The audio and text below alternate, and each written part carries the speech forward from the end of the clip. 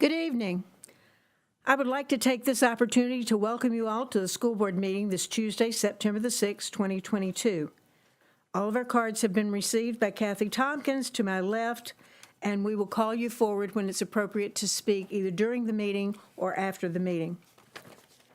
Right now, I'd like you to stand and join me in a Pledge of Allegiance under the direction of Booker High School's JROTC, under their direction of Chief Green, and we'll have that led by our student representative, Leah DuBose from Booker High.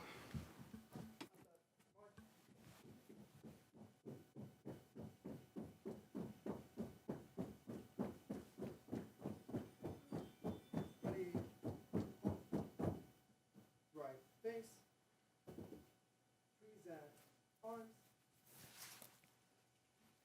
I pledge Allegiance to the flag of the United States of America and to the republic for which it stands, one nation, under God, indivisible, with liberty and justice for all.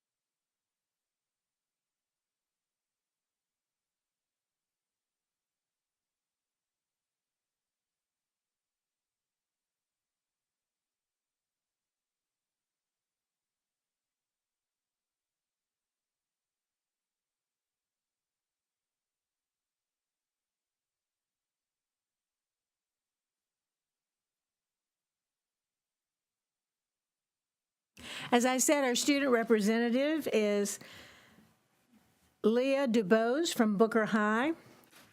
Leah, would you tell us a little bit about yourself and what your plans are?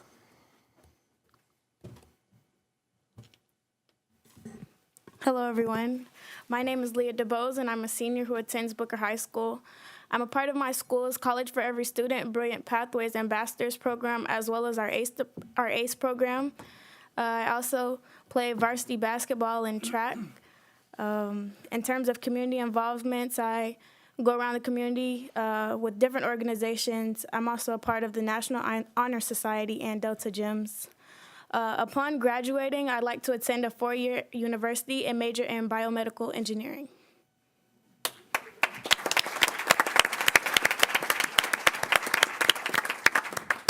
Could you please talk a little bit about character strong trait for September and how it affects you? The character trait is responsibility. Okay, responsibility. Responsibility is a lot, I'm sorry.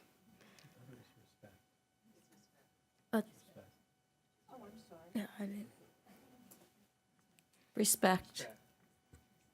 Sorry, my copy says responsibility, so please talk about respect. Yes. Sorry. To me, respect is a lot bigger than just saying, yes, ma'am, no, sir, please, and thank you. It's based upon not only verbal words, but also physical actions. It's important to give others respect in order to receive respect. It's not only respecting people, but the things around you. In terms of in a school setting, it's important to respect your teachers, your peers. And at Booker High School, we always have a rule to respect the grass as well. You know, that's very important to Dr. Shelley. But respect is something that I try to give to everyone I come across, whether it's my friends, family, or someone that I'm just meeting for the first time.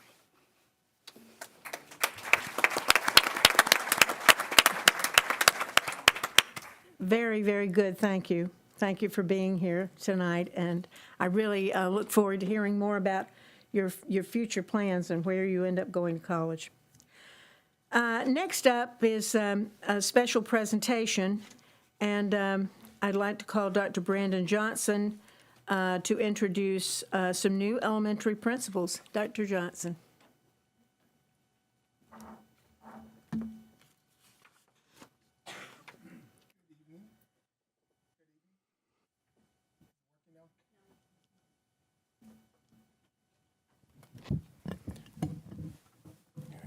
Try this one. This one works. Good evening, everyone. Good evening, board members. Mr. McKinley, Superintendent Asplin, and Leah, pleasure. I know your dad very well. How are we doing over there, sir? So I have the opportunity tonight, if you remember a few months ago, we lost two wonderful principals, Mrs. Majak and Dr. Shirley, from Gulf Gate and Alta Vista. Well, after a very strenuous and a lot of work and a lot of interviews, we were able to pick and select two wonderful new leaders. So I'm going to give you a little did you know before I ask them to stand and be recognized. So please don't be embarrassed, ladies.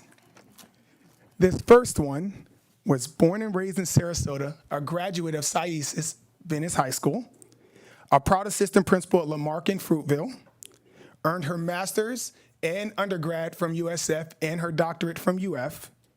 She's a very proud mom of three, in which one is actually an SOP in our district, which is phenomenal. I would like to introduce Dr. Mindy Long, proud principal of Alta Vista Elementary. Congratulations, Dr. Long. The second one, as you can see her daughter sitting next to her. She has been in our county for 22 years, but she looks so young. She has been an elementary school teacher, and if you know her well, you would have guessed this, she's also been a middle school teacher. She also has been a testing coordinator, data coach, AP, amongst other things. But the part I'm proud of, she has two daughters who both work for Sarasota County Schools, one at Booker Middle and the other at Glen Allen. I would like to introduce the proud principal of Gulf Gate Elementary, Mrs. Michelle Miller.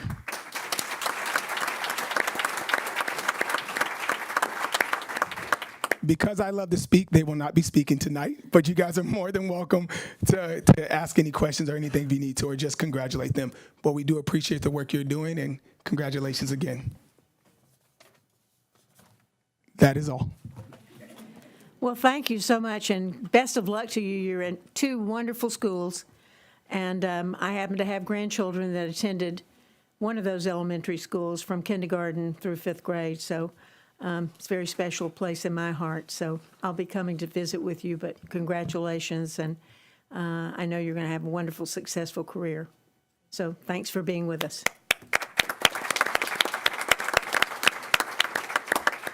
Before we get to the superintendent's report, I just want to congratulate Bridget Ziegler on her win for her reelection.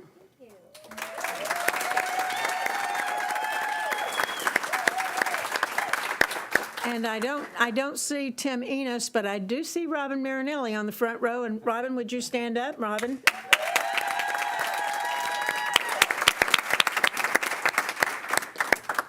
And I know, Bridget, that you also have developed a new job recently, and it affects school board members. And I thought maybe you might tell us a little bit about that, working for the Leadership Institute. Well, thank you again to everyone for the very important work that we have here as a board, as a dais together. As mentioned, I am working with the Leadership Institute as it pertains to school board training. However, I am very focused on the work that we do here as a board collectively, and will defer our focus and time tonight about Sarasota County Schools. So thank you so much. Thank you. And next up, we have the superintendent's report. Thank you, Madam Chair. I have quite a few items here. I cut it back from an hour. Oh, good. Probably it's going to be about 15 or 20 minutes long here. But I thought what I was going to talk about tonight was very important for clarity and so on and so forth. First of all, just a couple of announcements. You know, we will observe Patriot Day on September the 11th. And I know our schools will be highly involved in that with activities and programs and so forth. So I wanted to bring that up because, as you remember, President Bush was visiting Emmett E. Booker Elementary when he learned of the attacks. So he was right here in Sarasota. So All of our schools do have programs going on during September the 11th, so I just wanted to bring that to everybody's attention. Sarasota County Surtax, the vote is on November the 8th. And just a reminder, this 1% sales tax is used to invest in local infrastructure improvements such as public safety, roads, sidewalks, parks, libraries, and schools.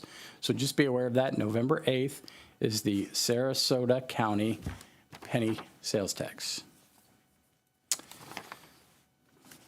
All right, a quick update on our hiring numbers and our vacancies.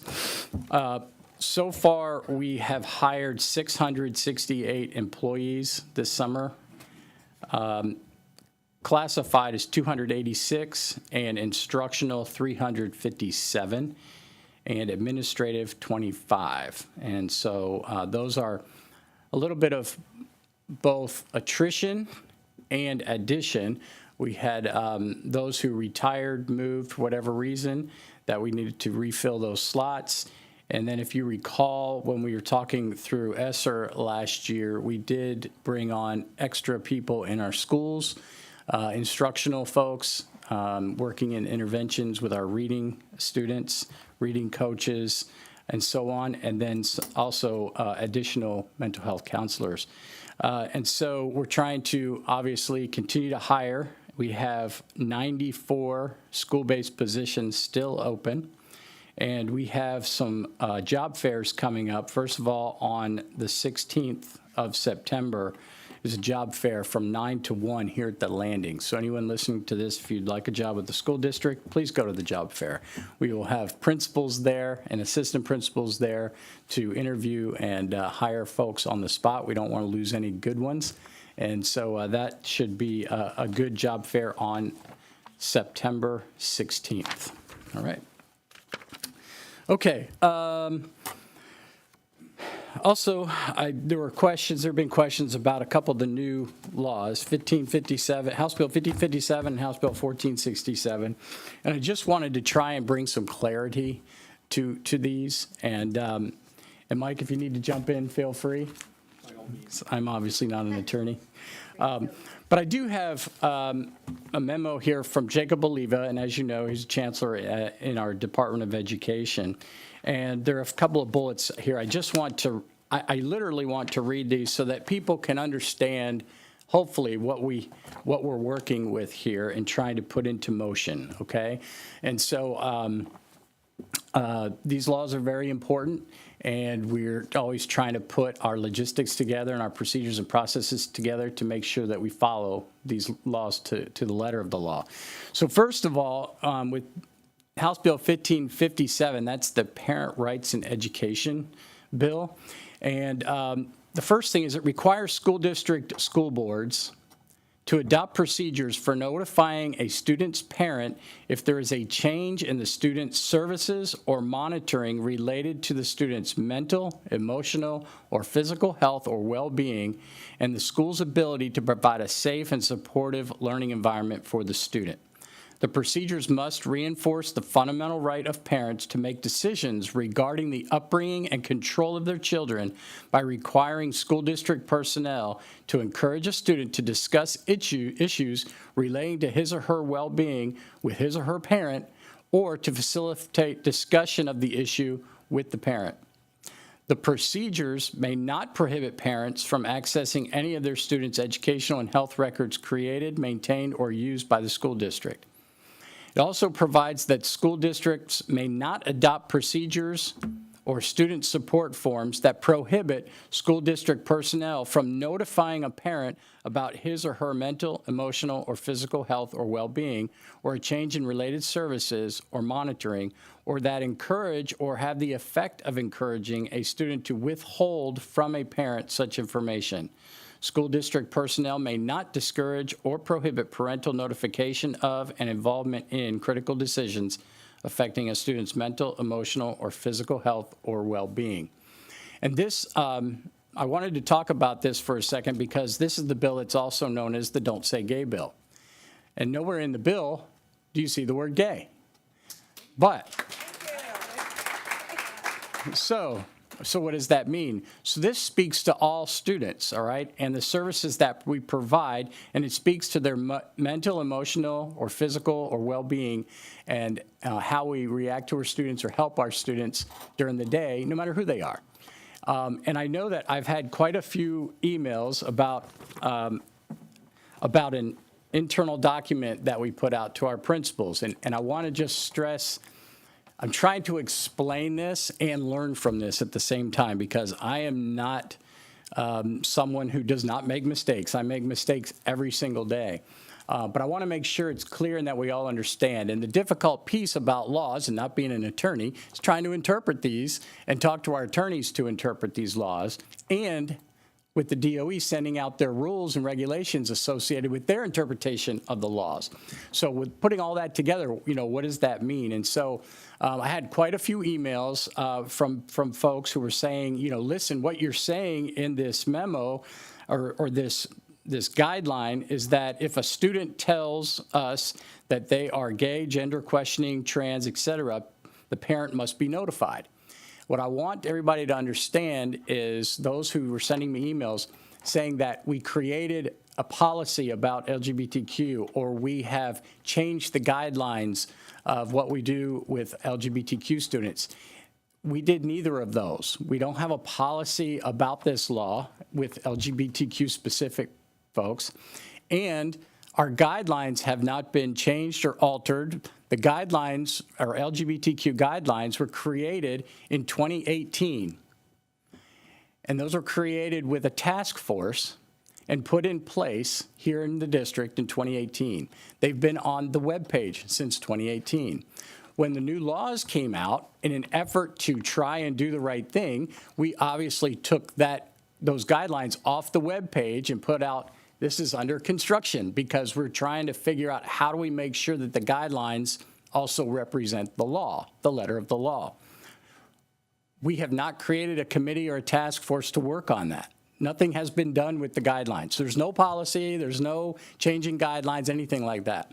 What went out was internal communication to our principals, because they received questions specifically about what do we do with gay, transgender, questioning, LGBTQ, what are we supposed to do, because we took the guidelines off. There's new laws out there. Are there any changes? What does that mean? And this was an effort of writing to them, and this is just not the only thing on here.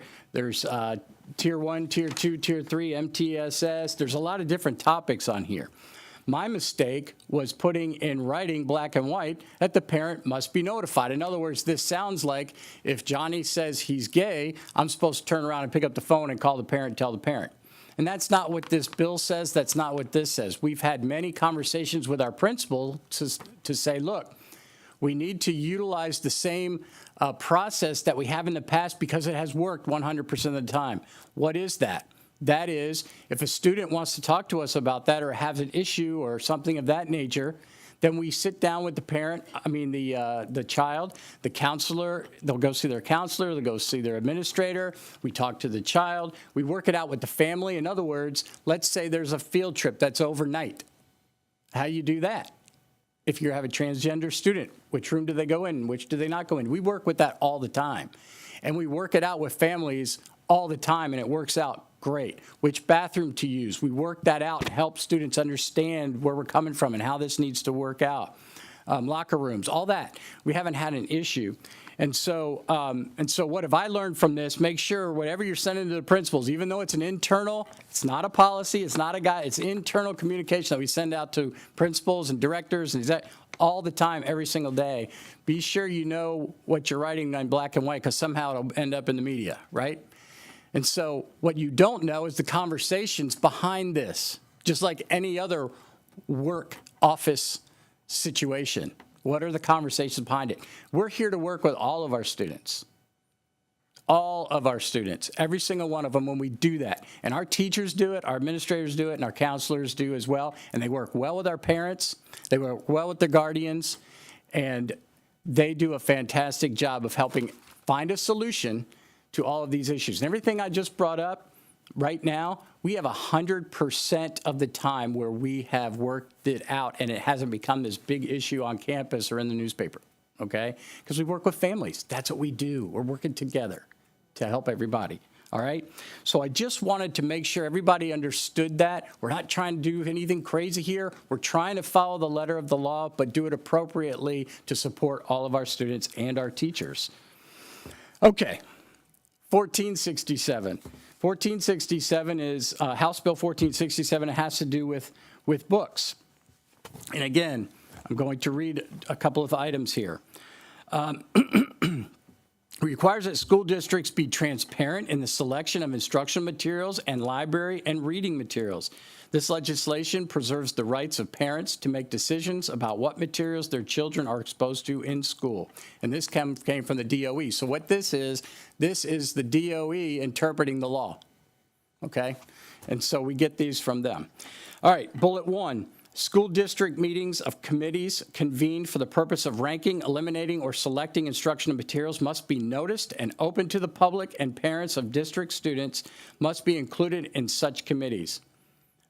Bullet 2, beginning January 1st, 2023, school librarians, media specialists, and other personnel involved in the selection of school district library materials must complete an online training program developed by the Florida Department of Education prior to reviewing and selecting age-appropriate materials and library resources. This will occur beginning January 1.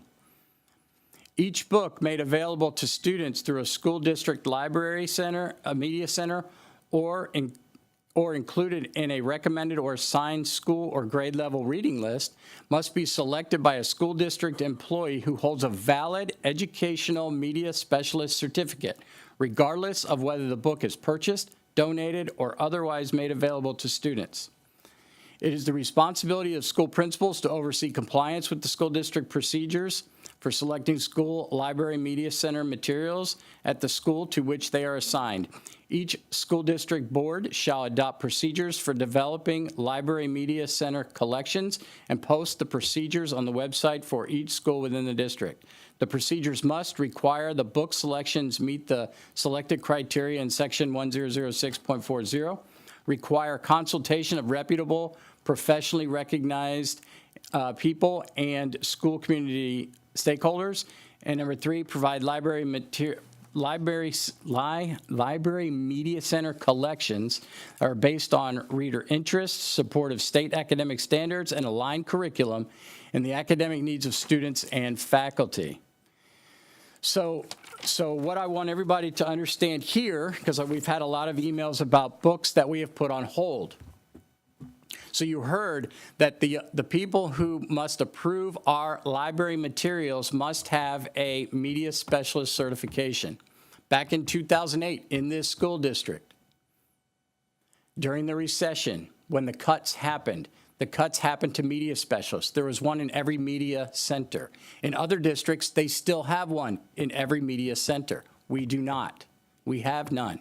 So a couple of weeks ago, we created 3 positions to hire 3 of them, one for the north, one for the south, and one for the center of the school district, so that we can start approving some of these donations and purchases that we want to make. In the meantime, we put it on pause, not because we didn't want books to come in, not because we were trying to keep them away from the students. It's because we are a big institution and we had to get our hands wrapped around the process, procedures, logistics. How are we going to do this? And we don't have any media specialists to approve them. So what does that mean? July 1, the law went into place. So does that mean we'd be breaking the law until we get one and until we're trained in January 1st? So what we're trying to do, when I called them, just do the best you can until then. So that's what we're trying to do. So in the meantime, we had different entities like our foundations, the Rotary Club, the Kiwanis Club, all the great people who supply books to our school district. They wanted to give us more books, obviously, like they do every year. Had to tell them, listen, we need to put it on hold because we have this new legislation. It's real specific, so just hang in there with us until we get to where we need to be. Everybody was good with that. Then it comes out in the paper that dictionaries can't come into our school district through the Rotary. It's a big deal, selling papers, all those things, right? And so that was against what we just talked about with everybody, all right, making us not really look too good. But I'm trying to explain to everybody what occurred. And what occurred was we took we were out in front of that curve and we talked to each and one of our supporters about their donations and helped them understand, and they did, and they're awesome and they're wonderful people. But we had to get our hands around it. So then there was a work session from the DOE last Friday. So now we're ready to put something out, which we did, I think, today to our principals that says, look, we're going to start accepting some of these donations, but we have one or two people, Rob, for instance, who runs the entire instructional materials department, is a media specialist, and so is Sue. But they had, Sue has her own job as executive director of middle schools. She has limited time looking at all the textbooks, all the books that are coming in. So we're doing the best we can. So he's doing the best he can. We're trying to accept more of the books that are coming in, like dictionaries and all the other books that are great books, but we want to make sure that we're keeping the wrong books out, just like everybody wants to do. And so we're trying to make sure we buy the right ones that are going to be in our system. Okay, and so what does that mean? I mean, when you look at that, everybody has different thoughts about different books, right? It makes it very difficult. That's why we need the training in January from the DOE. But in the meantime, we rely on our teachers who are educated, professional, experienced people who do a great job every day and have had libraries in their classrooms, and they are great books that they have. We need to trust them, rely on them, that they have books in their classrooms and in the media center that are going to work. In the media center, we have a program called Destiny, and every single media center book is in the program Destiny. Parents can go in, they can find Destiny on the webpage. If they see a title that they don't want their child to use, they can flag that right in their system. So when a student goes to check it out, the media tech who's in there checking out books can see it come up. It says, nope, you can't have that book because your parents or whomever put in there that you can't, and we don't give them that book. In the classroom libraries, you have to work closely with your teacher, and the teacher has to work closely with the parent. That's the only thing I can tell you right now until we have this training and some of the other things. And I think we can all do that. I think we can all work together and make good decisions on and if you don't like a book that your student has, send it right back, and let the teacher know. And then also Scholastic book fairs. We want to do Scholastic book fairs. Those are the ones where you as parents purchase the books the students take home. We can't vet 50,000 different Scholastic books. There's just no way. So when you buy them or your student buys them, when they bring them home, if you don't like the book, bring it back. Scholastic will refund you 100%. You just need to be looking at what your child, because we can't look at every single thing that they are purchasing and make a decision about that. You as the parent will need to do that. And I think that's what everybody wants to do. Parents want to make the decisions, which I completely understand. And I think that's wonderful. So that's 1467 in a nutshell. All right. The next thing I want to talk about is the opt-out piece and character strong. I got to take a drink first. Water. So with character strong, that is our program that we have chosen to teach character education. Character education is a state statute. We need that is curriculum that is required by the state, okay? And you can look on the state statutes as 1003.42. You're going to find it in there. And it says character education is required to be taught, a program. And a program could be, and they even listed in the law, it could be character counts, it could be character first. They don't have character strong in there because they were using it as examples. I've been involved with character counts in another district. Great program. A lot of people are saying, well, all these character things have to do with SEL. We're not saying SEL. As educators, we don't even bring the words SEL or the acronym SEL up. It's about what is required by the state. Okay, and if you go out there and you see, it says right in the state statutes, programs like character counts. If you go out there and look up character counts, there's SEL all over it. If you go to any of them, it's SEL, SEL, SEL, okay? So what does that mean? Well, first of all, I want to make sure that people understand what that means. So in the law, 1003.42, required instruction, all right? A character development program shall be required in kindergarten through grade 12. Each district school board shall develop or adopt a curriculum for the character development program that shall be submitted to the department for approval, which ours was submitted and was approved by the Department of Education. The character development curriculum shall stress the qualities of patriotism, responsibility, citizenship, kindness, respect for authority, life, liberty, and personal property, honesty, charity, self-control, racial, ethnic, and religious tolerance, and cooperation. The character development curriculum for grades 9 through 12 shall, at a minimum, include instruction on developing leadership skills, interpersonal skills, organizational skills, research skills, creating a resume, developing and practicing the skills necessary for employment, conflict resolution, work site ethics, and workplace law, managing stress and expectations, and developing skills that enable students to become more resilient and self-motivated. And so in our Character Strong program, we have traits. This is what our teachers are talking about when they have their activities in their classroom. Respect, responsibility, gratitude, empathy, perseverance, honesty, cooperation, courage, creativity, kindness, selflessness, patience, commitment, honesty, forgiveness, humility. Those are the items that we teach our kids in our class, and it is required by state law. We chose the Character Strong program. So with that said, and after a call to the DOE, because I'm trying to do the right thing in every case, there is no opt-out for this, just like there's not an opt-out for other required instruction. So what do we always do when there's an issue? Well, we tell the parent, look, talk to the teacher, talk to the principal, and about the activity that you do not like, and we will supply an alternate activity for you. That's how we do, that's how we I don't want to say get around that, but it is required instruction, and that's what we do to make sure that our students are being instructed. You can't opt out of the program, but you can opt out of individual activities throughout the program and be replaced with alternates. Now, let's say you say, well, I'm going to opt out of every single activity, every single day, in every single class. Well, then you as a parent need to figure out how you're going to give us the information we need that shows that your child went through this, because it's required by law. And so we need that, okay? So those are the options that we have, and I just want to make sure everybody understood that. Character and mental health this is Rule 6A 1.04124 from the Department of Education. Character and mental health education are combined to develop and prepare more resilient students. The purpose of aligning these two components of statutorily required instruction is to initiate a first-in-the-nation approach to connect the concepts of student readiness, resiliency, and, when necessary, response and recovery.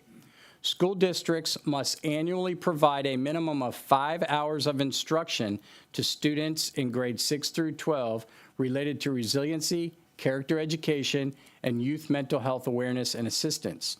So what I want you to know, everybody, about the 5 hours of instruction each year for 6 through 12 students is that, and rightly so, it's needed. Governor DeSantis and his wife, Lady DeSantis, she and he came up with this 5 hours of instruction. This was maybe 4 years ago when I was in a whole different district. And we all scrambled around trying to figure out how we're going to do that next year.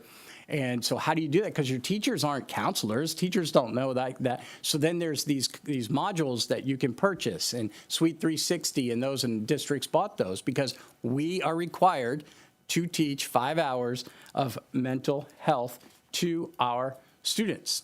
That is a state requirement.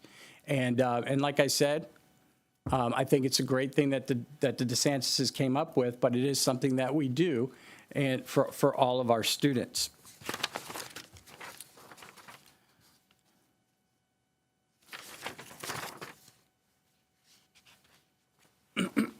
So the other thing I wanted to make sure everybody knows, because I'm trying to make sure that we're transparent here, okay?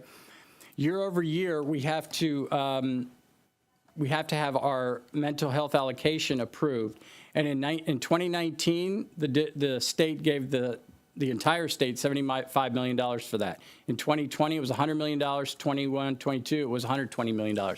We received $2.3 million for our mental health allocation plan that includes Character Strong in that plan that was approved recently, and we received $2.3 million to do that.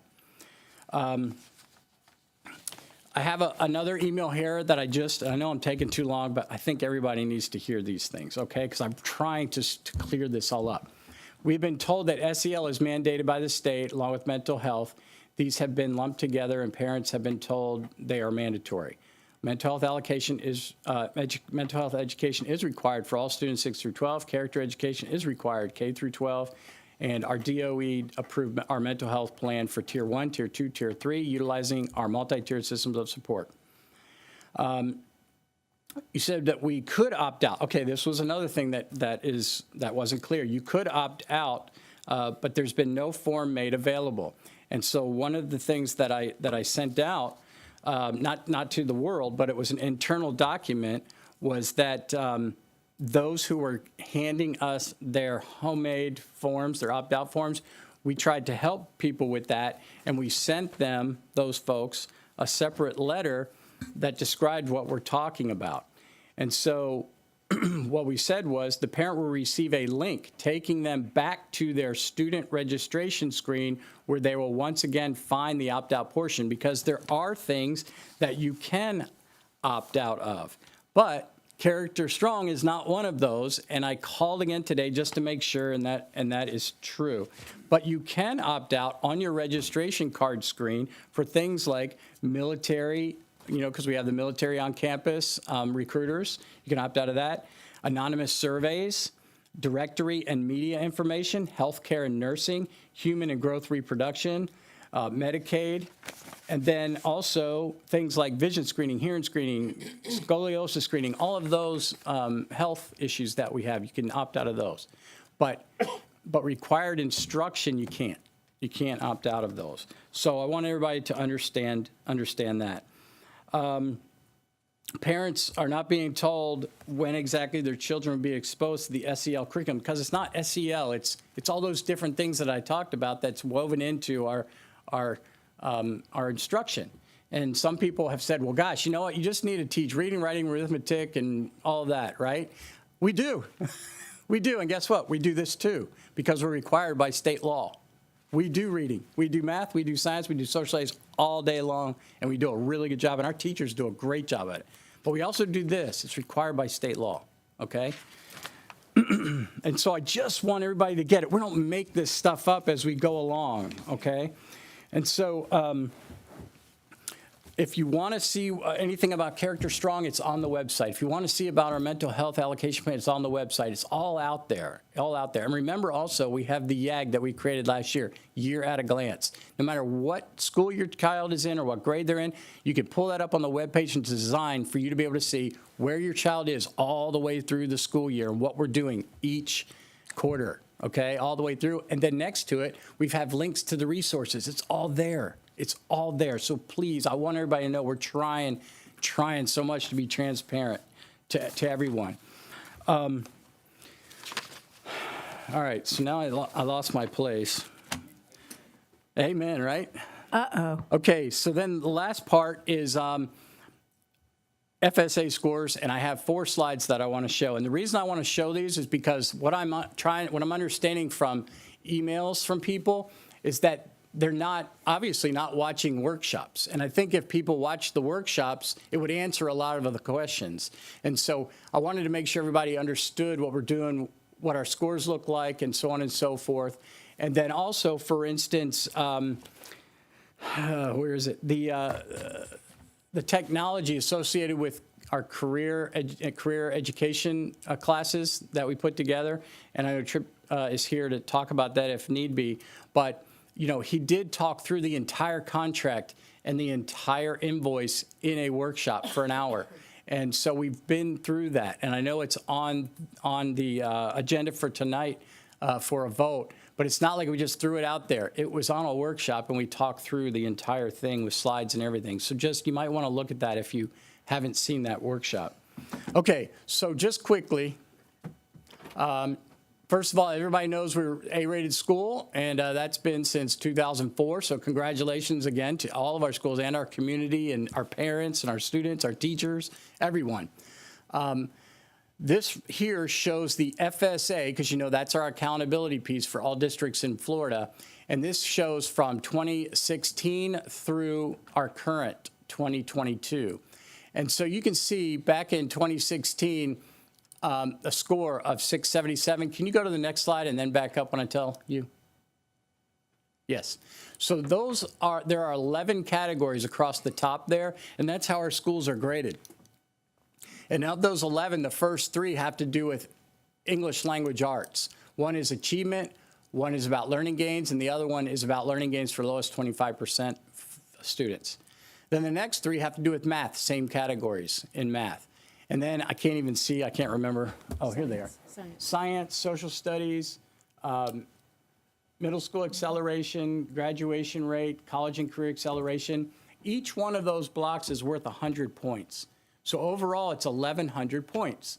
And so if we go back to the previous screen again, that 677 is out of 1,100 points. Then the next year we went up 697, next year up 734, then 742. Everything's looking great.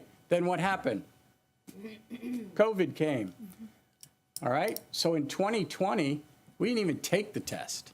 It wasn't even given to us by the state of Florida. It didn't exist. Okay? Then in 2021, we had the test again. And in that case, it was, okay, districts, if you want to put your grades out there, you can, but you don't have to. It's just, you know. And so we put out that we were an A district, but we were trying to do the same thing that other districts did, so other districts aren't sitting out there by themselves, obviously. Okay, I'm just being transparent. We all try to do the same thing. And then that was 696. And then this year, we bounced back. We're up to 720. We went up 24 points, which was absolutely incredible. Like I said, our teachers, our students, our parents, we all bounce back, okay? And we're going to continue to move forward with our strategic plan, and what we're doing all looks good moving forward. We just need to work together and not against each other. Work together, help each other out, and move forward. And I think we're going to be just fine. Okay, next slide. Next slide. Oh, so here, all right, so here, if you look at, okay, an ELA achievement, what does that mean? That means you're at a level 3, 4, or 5, because there's 5 levels. Level 3, 4, or 5 means that you're at grade level, okay? So right there, we were at 63. We went down from 64 the year before. When you look at these scores, generally, my experience and others, you might go up or down 1, you might go up or down 2. That's about it, okay? Because it's just, there's a lot of numbers, and you only move a tiny bit. ELA learning gains stayed at 56. ELA learning gains for lowest 25% students went up 3, which was pretty great. That's amazing, right? They're catching up. Remember, level 3 and above, students fell so far behind that they're going to have learning gains and still not get to level 3 yet because we have so far to go. So you're going to see good learning gains, but not necessarily level 3 and above. You get to math achievement. We did go up 1 in math achievement, level 3 and above. Then look at the next one. Math learning gains went up 11. That's unheard of. I mean, Ms. Rose, have you ever seen that? 11-point jump in one box? I don't. Yes. You have? Yes. I have never seen 11-point jump in one box. In math, learning gains, lowest 25% went up 8. Again, amazing. Science went down 1. Social studies went up 1. Acceleration in middle school went up 2. Graduate rate went down 1, and then up was career acceleration went up 1. And so we went up 24 points. Next slide. All right, so these were just some highlights. What I just said there, I just told you what we had. Out of 9 traditional schools, they moved up a letter grade. 2 schools moved up 2 letter grades. 30 out of 38 of our schools received an A or a B, and there were no Ds or Fs this year. The district moved 11-point learning gain and 8 points in the lowest quartile gains in math. And then we started to look at our ESSA groups, our target groups. So the next slide. So in this slide, our English language students, English language learners, they increased in ELA by 3 percentage points. Black students increased in ELA by 6 percentage points.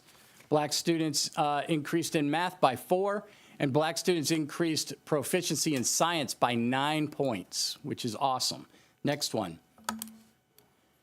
Students with disabilities in civics went up 6 points. ELL students also in civics, 7 points. Black students in civics, 4 points. ELL students in Algebra 1, 11 points. Black students in Algebra 1, 15 points. That's amazing. Next one. Okay, in high school, Algebra 1, 4 points overall. ELL went up 8 points. Black students went up 6, Hispanic students went up 4, and our students with disabilities in geometry went up 3. And then the last slide here for this, black students increase in geometry by 4, black students biology by 3, increase, ELL increase in history by 12, and black students increase in history by 4. And then, next slide. So then this is the last slide. Next year, as you know, we're not going to have FSA anymore. We're not going to have it anymore. It's a new accountability assessment test. And these are 3 progress monitors throughout the year that we will have. The first 2 are truly to inform instruction for our teachers. The last one will be where we were given a district grade. I don't know what's going to happen this year, if we even get a grade. They haven't decided on all that at this point in time. But what we will be able to see is learning gains. How did we do from August, because we just took the one in August, and then in December, our students will take it again, and then also in May. So has there been gains across the board? That's what we'll be looking for next year. Okay, so with that said, the last thing is that we have a workshop on the 13th. I highly encourage you to attend. We'll be talking about Goal 1, which is all about our academics and where we are, and we'll have some schools coming in to talk to us about that. We'll be talking about computers and our one-to-one thoughts about that. Schoology, which is a learning management system that we're looking at to replace Blackboard because Blackboard's out of date. General committee selections, talking about committees with the board to see how we want to create committees and so forth. Superintendent evaluation timeline, just to see how the board members want to work on my evaluation. It's all done. And then audit topics. We're going to talk about that as well. So that all will happen on September the 13th. And I don't even know how long I took, Madam Chair, but I took a long time. But you know what? I think good. everybody needed to hear all of that. And All good. hopefully I cleared up some issues. I don't know if you've ever thought of this, and it's just a thought, but across the bow, but Craig Maniglia in the back room there, have you all ever thought of maybe having an open line? I mean, we have football coaches now that do weekly shows on our educational channel. Have you ever thought about having a call-in show? No, we can do that. But I think it would be a great thing to do. I mean, because some of these topics would be good on a television program, but I think you ought to look. I mean, we don't use that nearly as much as I think we could. But if we had a certain time every week, I mean, you do TV, right? Yeah, I'll do that. That would be great. I think it would be great. And now I'll open up for some questions. Mrs. Ziegler. Thank you, and thank you, Dr. Aspen. I actually started with a piece on the vacancies, but I'll tie it all back to communication with Mrs. Goodwin. Actually, just started within that, and so thank you for that. I first want to say very vehemently to our staff, to the bottom of my heart, I genuinely know how much you guys work. I genuinely know your passion is for our students and for our families, and that you are not, it has nothing to do with required. You are focused on delivering a steady hand of leadership to deliver for our students, regardless of what happens. And I hope you hear me loud and clear, because I believe that, and I know this community believes that. And there is nothing about not working together when people, and this is separate, but when people ask questions, that does not diminish the work that we know you do. And I want to make that very loud and clear. And I know each legislative session, I understand the board, they may have different dynamics and different perceptions or what have you. If we go to, it all comes down to how we communicate and how, especially at this level. And when I think of what was overviewed, and thank you, Dr. Aspen, but, and I know we have had our own conversations, And to me, over the time that I've been on the board, and there have been challenges, and you can never predict what's going to happen, but the way you're able to communicate it, and this is not by Craig, this is not at you. This is my broader aspect. It makes all the difference in the world. It comes down to how can you build trust? How can you row together at the same pace to understand that there's going to be differences of opinions, but how you articulate information as factually as possible. And so I apologize, and I don't want to, I know we have action items here today, but I had started with the vacancies of thinking, hey, how can we put this out there more transparently? And because I think we are all, as a community, we love our educators. We know how important arguably there is no more important job than an educator. And I'm enjoying the facial anyway.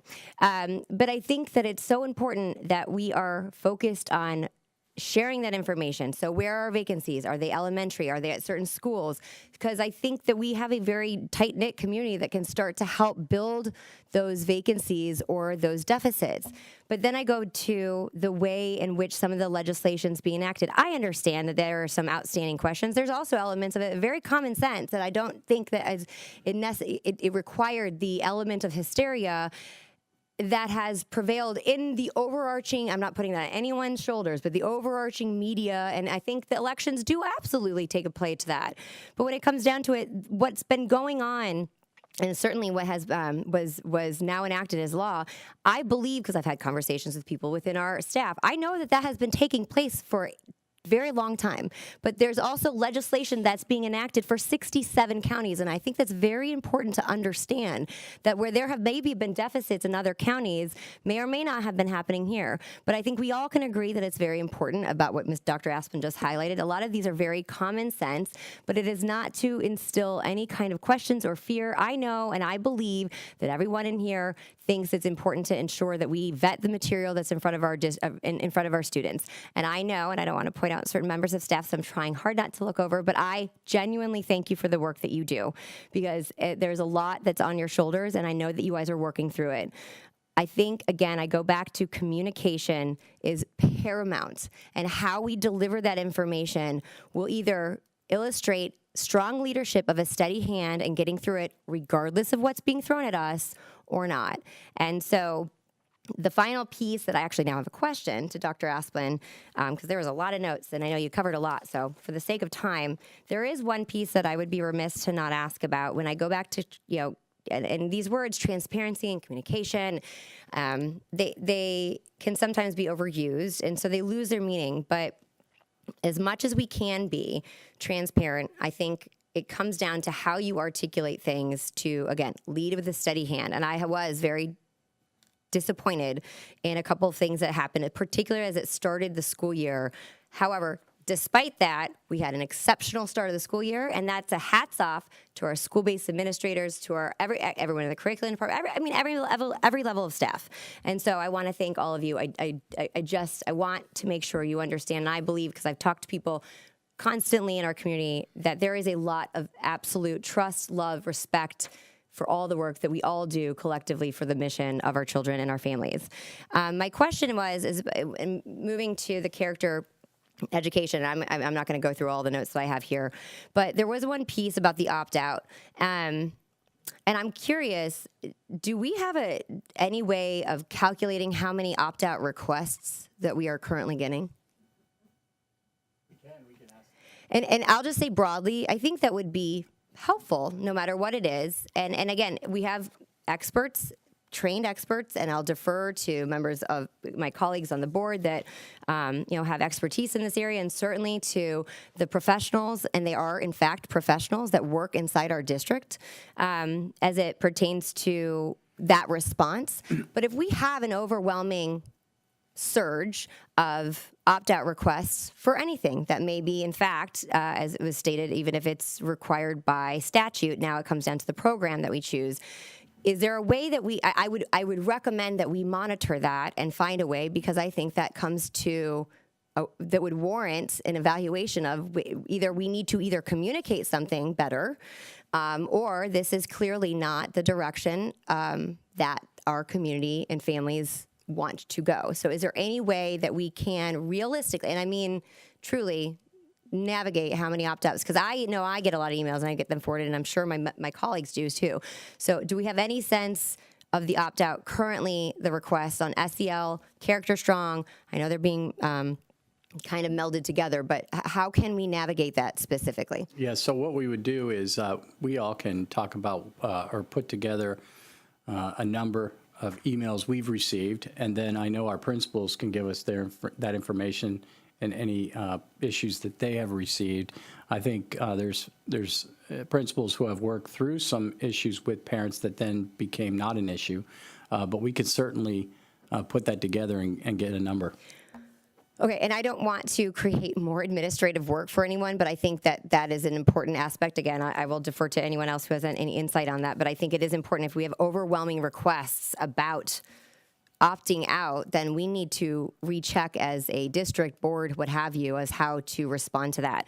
The final thing, and I'm going to kind of pivot this to a future board meeting, but it was brought up as far as the release of, and I know it's been known for the 2018 gender diverse guidelines.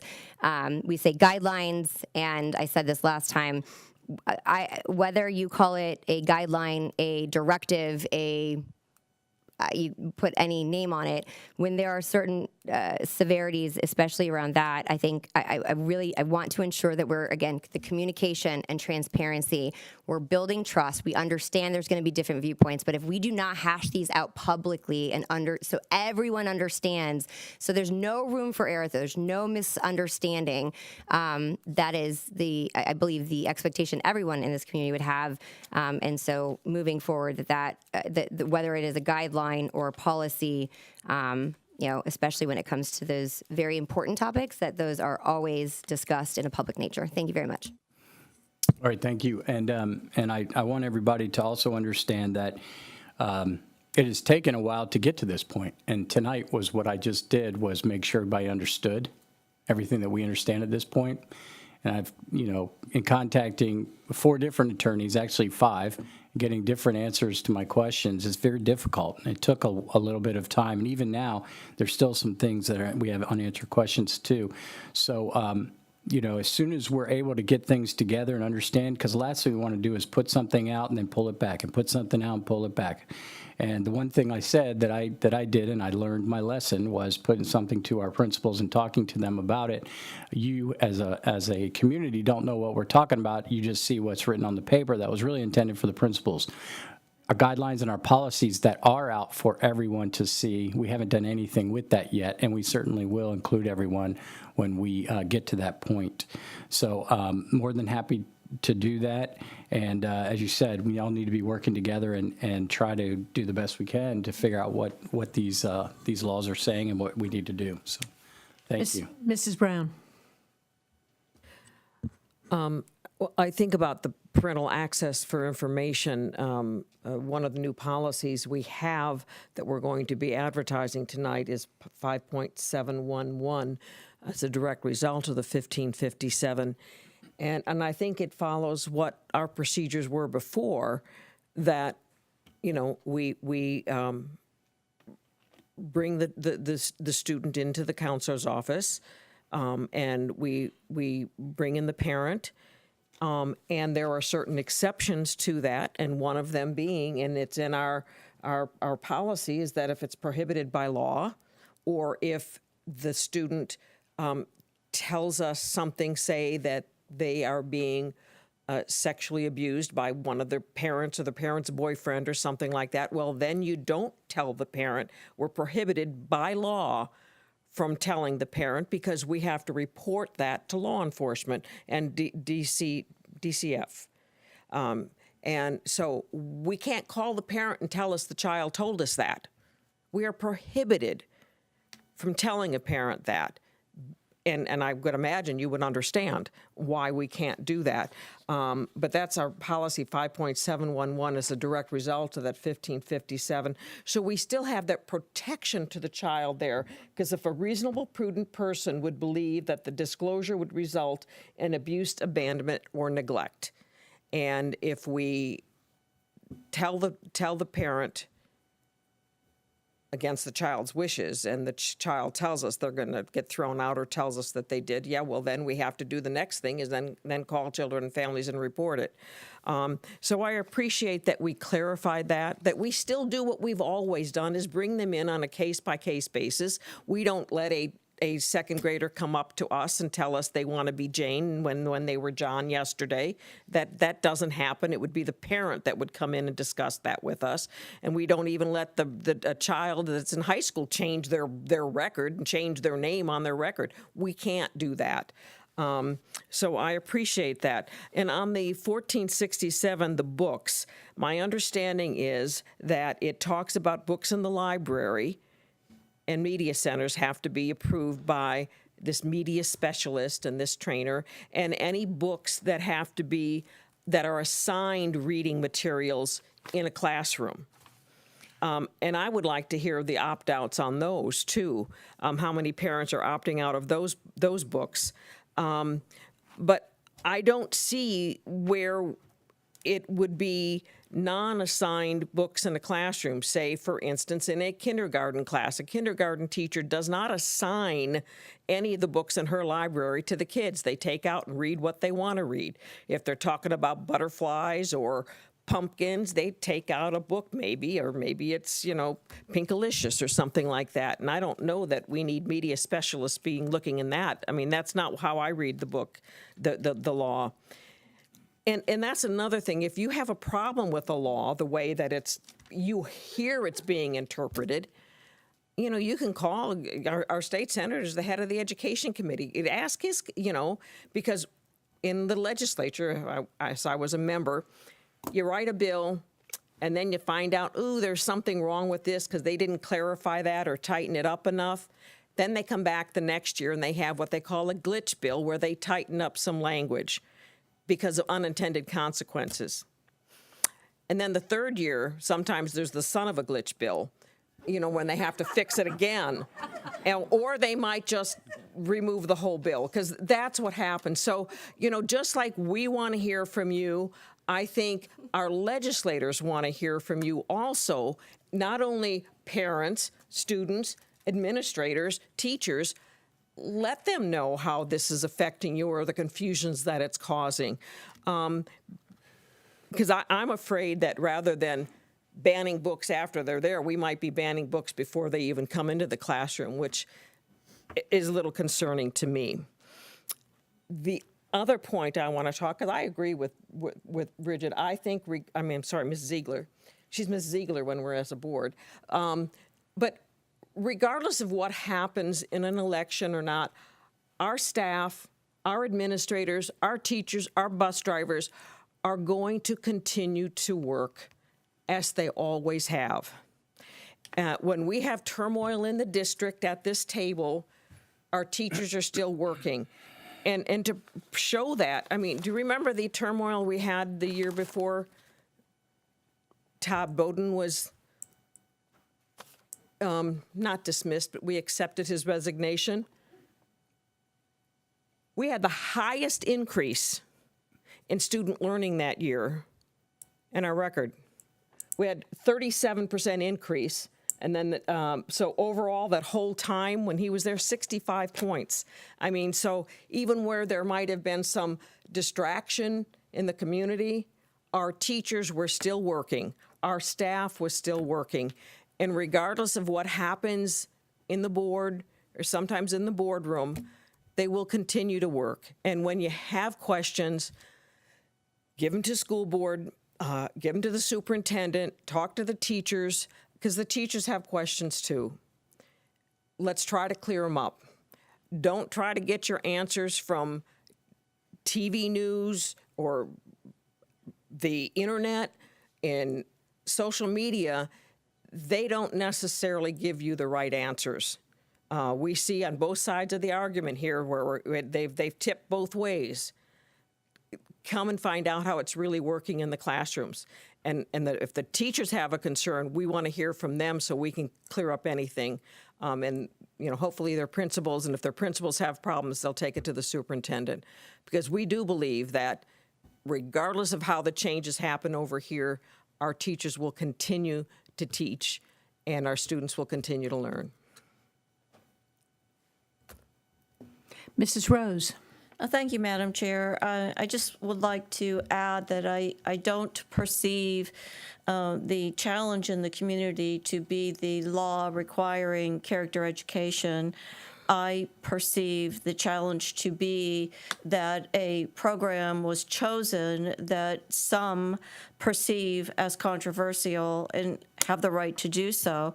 I think that we would have more success if we engaged all parties in our community and came up with, whether it's public comment or it is programs to meet state criteria, where we can use that energy and time to bring us together. I had as I had stated, I was very challenged. I did vote for Character Strong, but I did so reluctantly in that the controversy that has surrounded it from a national perspective, and people have a right to believe that. So I don't believe it's the law. And I wanted to say that from my perspective, and I think we can do a better job working with everyone in this audience that has taken time to be engaged from the first row to the last row. And I think that we can find things that we can agree. I know we can find things that we can agree on. Thank you. If I may, just two things on that. I agree, Mrs. Rose. I think what I would like to know is I haven't heard what the curricular issues are. No one's ever told me what the issues are, just they don't like it. And so I need that information so I can understand that. And so I agree, we need to work together and figure out what those issues are so I can understand what's being said there, because I haven't had anyone give me information about what they don't like about the curriculum and why. And then also I had a question for the board real quickly. The LGBTQ guidelines that were created in 2018, I know we pulled those off of the webpage right around July 1 so that we could look at those and make sure we're following the letter of the law, and I'm sure we'll create a committee to help with that. But when it was created back in 2018, was that board approved? No, was it?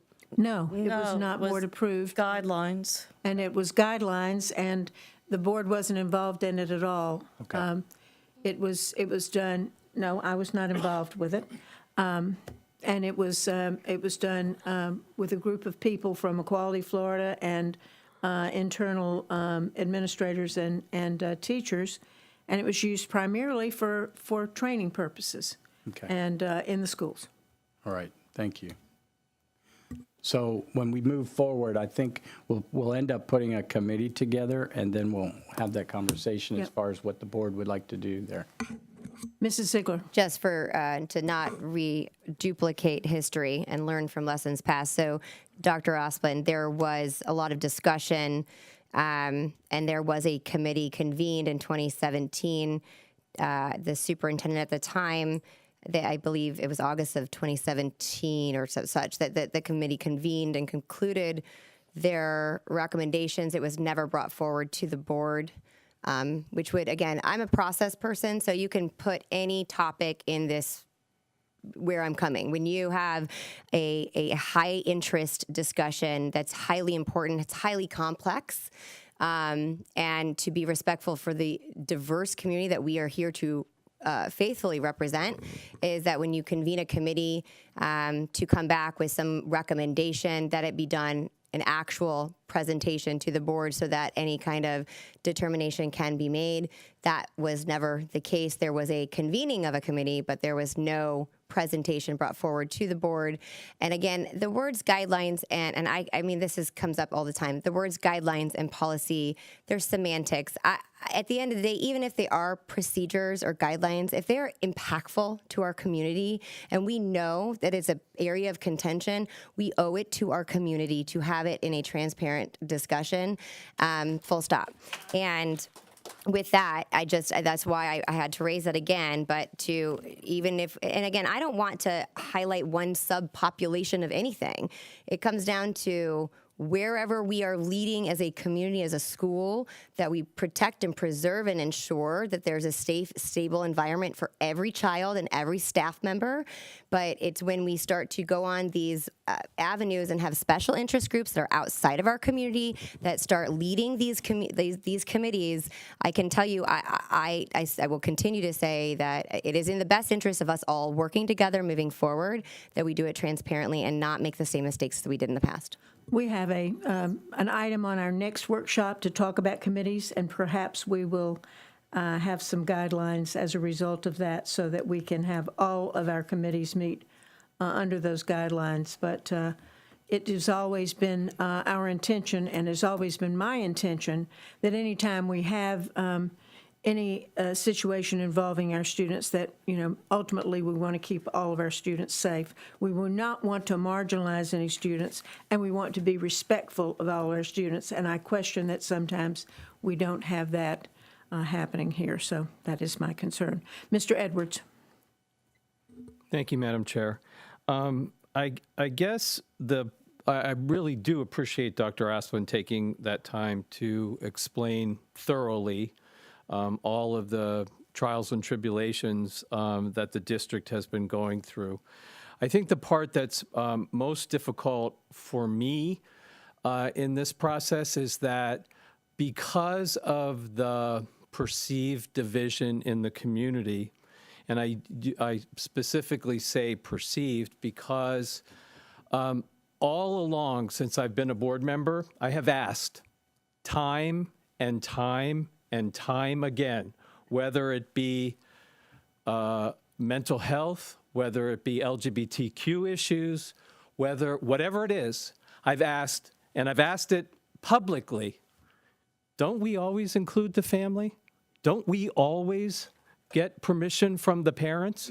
And without fail, every single solitary time I have asked that question since I've been sitting on this board, I got it, yes, we always do. So all of this perceived division and all of this time and effort to acknowledge what we've already been doing. And quite honestly, I appreciate that there are 67 districts that need to have maybe some guidelines or legislation. I'm mostly concerned with this district, and I have been since I've been here. So I appreciate the clarification, and I appreciate that we have to have new guidelines to make sure that we are dotting our I's and crossing our T's. But I think it's really important for the community to know nothing new here. We've been doing it all along, and it's been transparent. Thank you. And that ends the superintendent's report? Yes, ma'am. I'm finished. Okay, very good. Up next, we have the hearing of citizens on agenda items. And I want to just quickly refresh you that this is on this evening's agenda, not last meeting's agenda or the meeting before that. It is to talk specifically on an agenda item for this board meeting only. So I will just start by saying that we have cards we've accumulated. Mr. Edwards will read the names out shortly. But I want to make sure that our speakers address the school board, not the audience, and that you're make sure that your speaking and your remarks are not abusive, threatening, defamatory, obscene, profane, or otherwise of a disorderly nature. And it is unlawful to disrupt, and that means clapping and other forms of personal acknowledgement. Any reaction from the audience is not deemed necessary.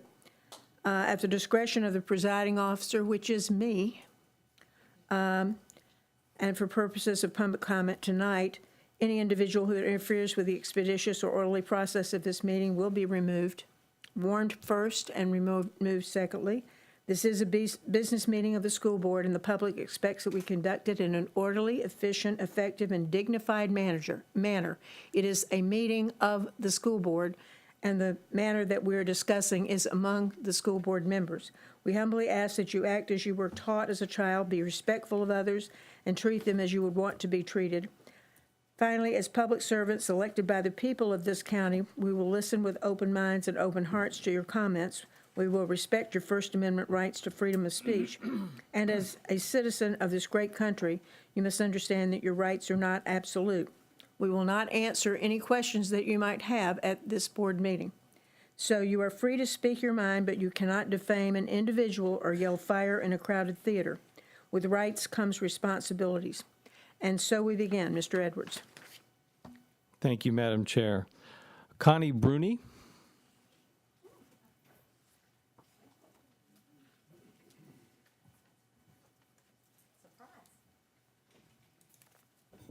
Good evening, I'm Connie Bruni. I'm speaking on agenda item number 29 regarding forms. I believe there's a committee.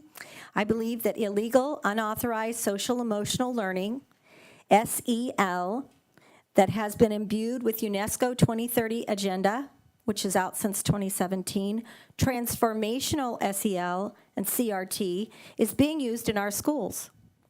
Because you say it's not, does not make it so. Sorry, I don't buy it. And our superintendent is telling parents we can't opt out. Last meeting, we actually were made fun of, and a homemade form was held up like it was a joke. I don't think that's funny at all.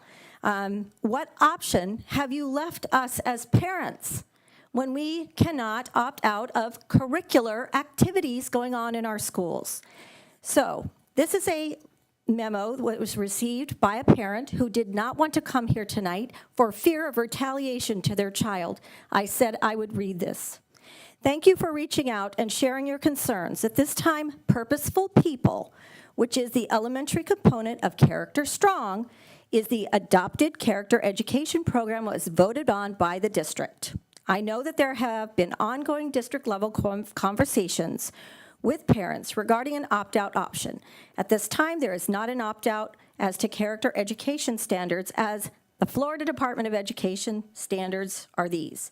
I remind you of this pesky little law, Florida Statute 104.03, the Parents' Bill of Rights. It states, the state, any of its political subdivisions, any other governmental entity, or any other institution may not infringe on the fundamental rights of a parent to direct the upbringing, education, healthcare, and mental health of his or her minor child. Saying the devil made me do it does not make it okay. Thank you. Thank you for your comments. Madam Chair, that concludes agenda item comments.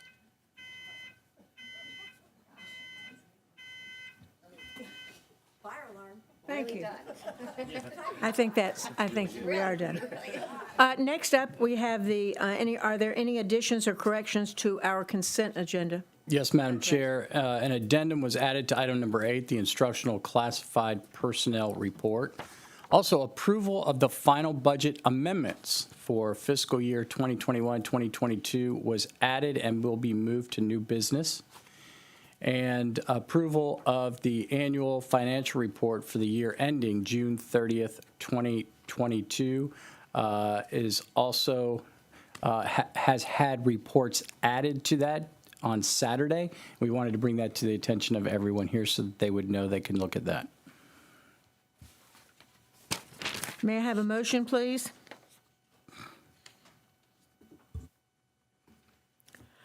I move approval of the consent agenda as amended. Second. Please vote.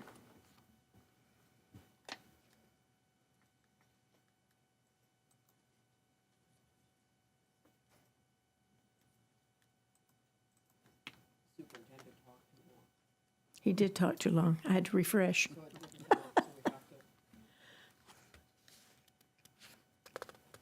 And the motion passes.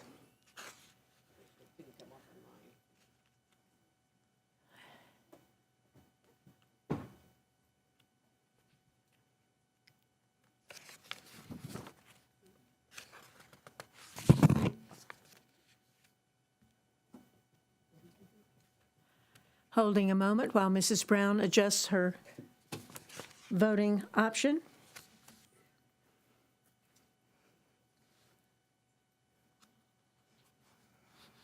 And the motion is approved 3-2 with Mrs. Ziegler and Mrs. Rose dissent.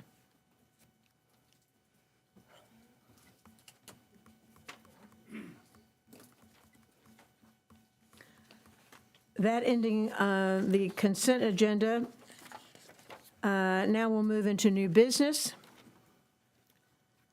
And I think there is an item on new business at the end that is not listed here. Is that correct, Mr. Tompkins? That's correct. Okay.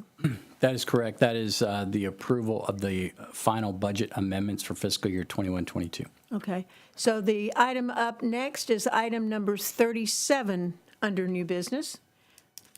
May I have a motion, please? Madam Chair, I'm refraining sorry, from item making the number motion so 36. that our members will learn how to be able to do that after I'm gone. Hold on, it's item number 36, isn't it? Well, I'm seeing item number 37. This is confusing to me. The policies are showing up in my book as item number 36.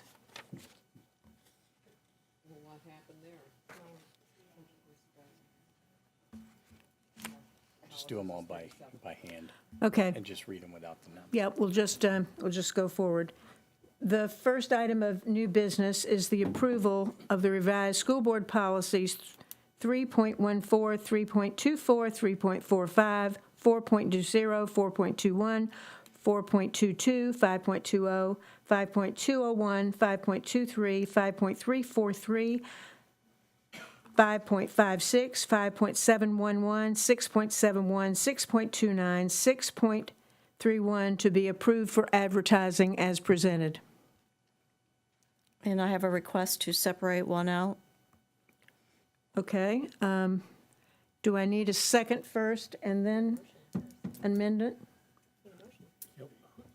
Do we have a motion? You're reading. We have a the- motion. Yeah, I was attempting to read that. Okay, let's withdraw that motion and do a new motion to amend, to adopt, to less that one out and adopt the rest, and then have discussion about this, Okay, the pulled Karen, out item. you make the of the motion, please.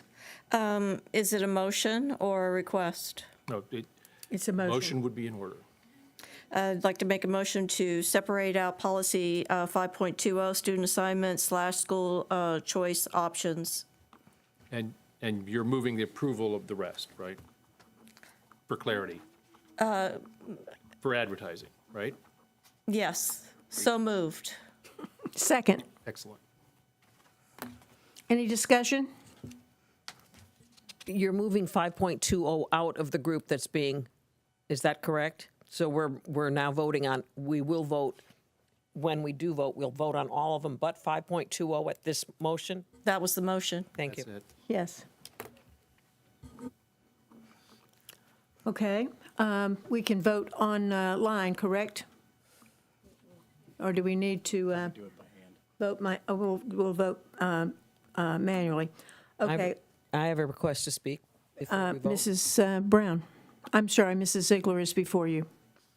Thank you. No, something I had mentioned in a previous meeting, I know that there is a series of policies coming forward and will continue to, but given that the three key elements beyond, appointing a superintendent, a budget, and then policies, I understand trying for the efficiency purposes, but I do think it's really imperative that we are separating them all out for a number of reasons. I don't know that it would be that laborious.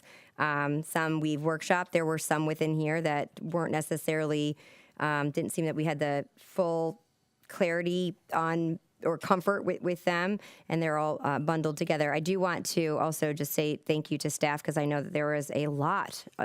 There's about 7 of them that took a lot of work, and I still think that we're trying to work through them. So again, I don't want that to be diminished, but I do think it's imperative that when we do our policy approvals that they all be separated and that we do not do them in bulk.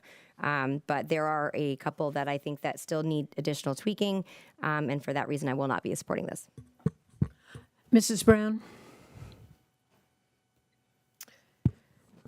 I thought that at the workshop, we had decided that if we wanted to make changes to the policies that were presented, that we would get with the people who were doing them and make any changes or propose changes, before we came to the board, so that we would see these things.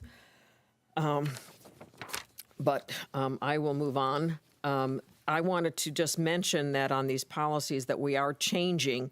Policy 5.711 is something that is in response to House Bill 1557. And as I said, it requires the board to allow parents to know what things are happening for their children, unless it's prohibited by law, if the parent is the subject of an investigation, or if a reasonable, prudent person would believe that a disclosure would result in abuse. This is from that House Bill 57, and I'm glad that it has that in it.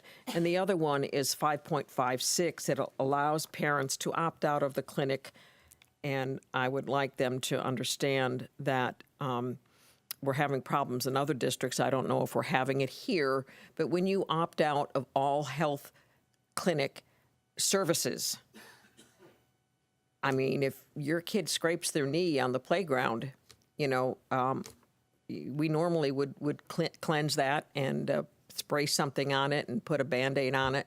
And now you will be called. I mean, that's what's happening in other districts. I would imagine that would be happening here. So before you opt out of all health services, we do not vaccinate.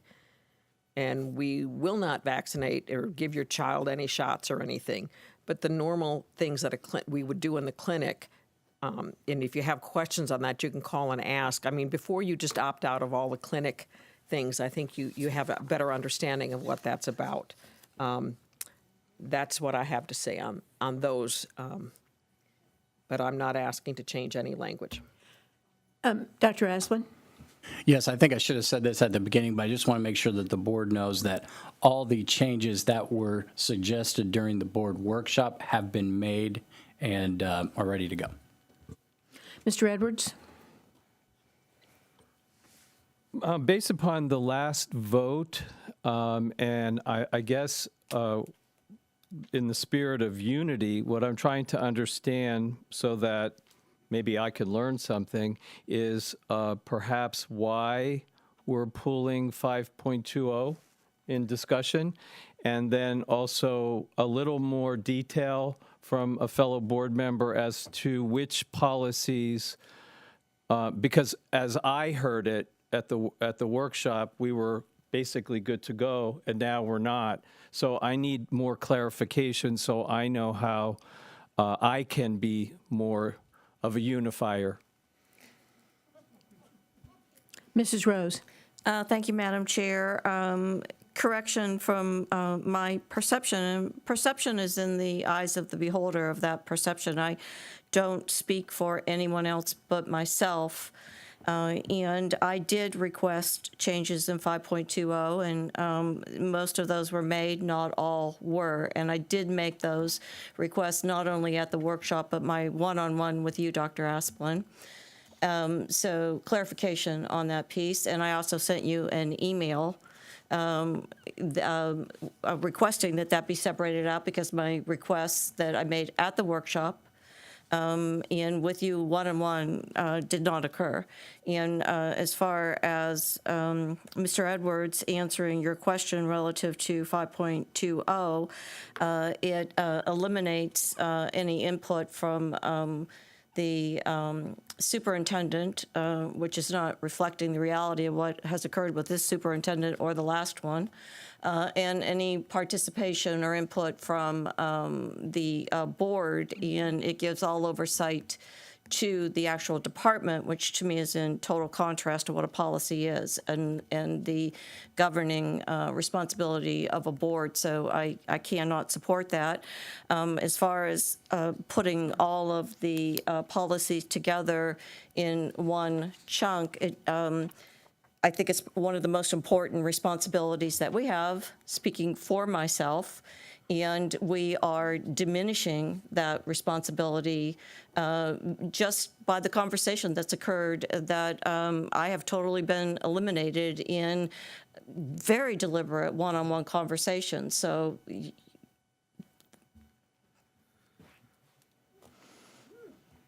I guess I need to talk to you after, Ms. Rose, because I thought that we corrected this the way that you wanted it corrected, but I need to talk to you about what it is you're talking about. I don't Hold remember on. getting the I didn't corrections. call on you yet. I'm sorry. Mrs. Brown?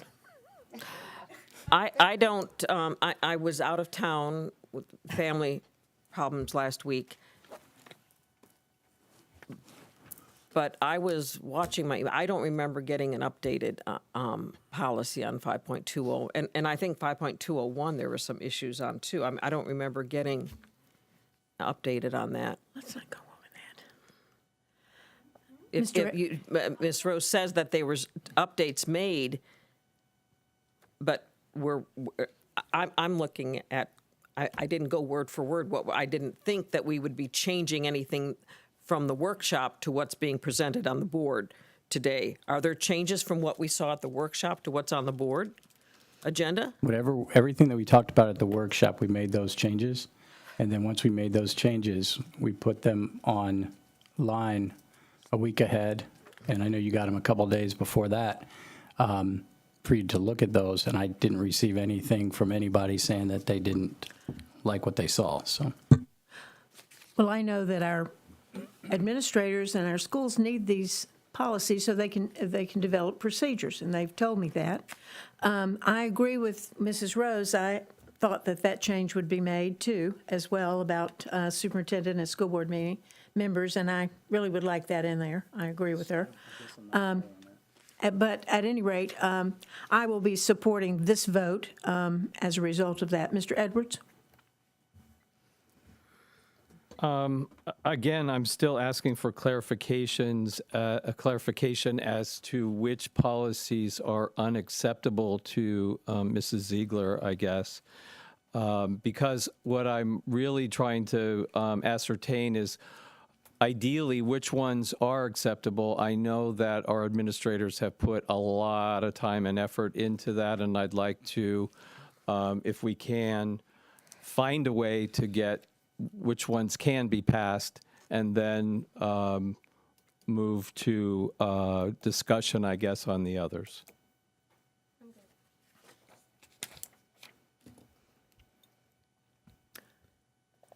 I recommend that we go ahead and vote on this since we already have the motion and a second. And we will do that manually, and then we'll go forward.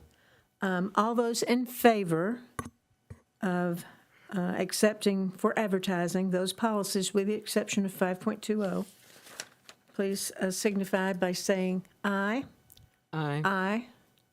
All those opposed signify by saying nay. Nay. nay. You're going to abstain. You can abstain.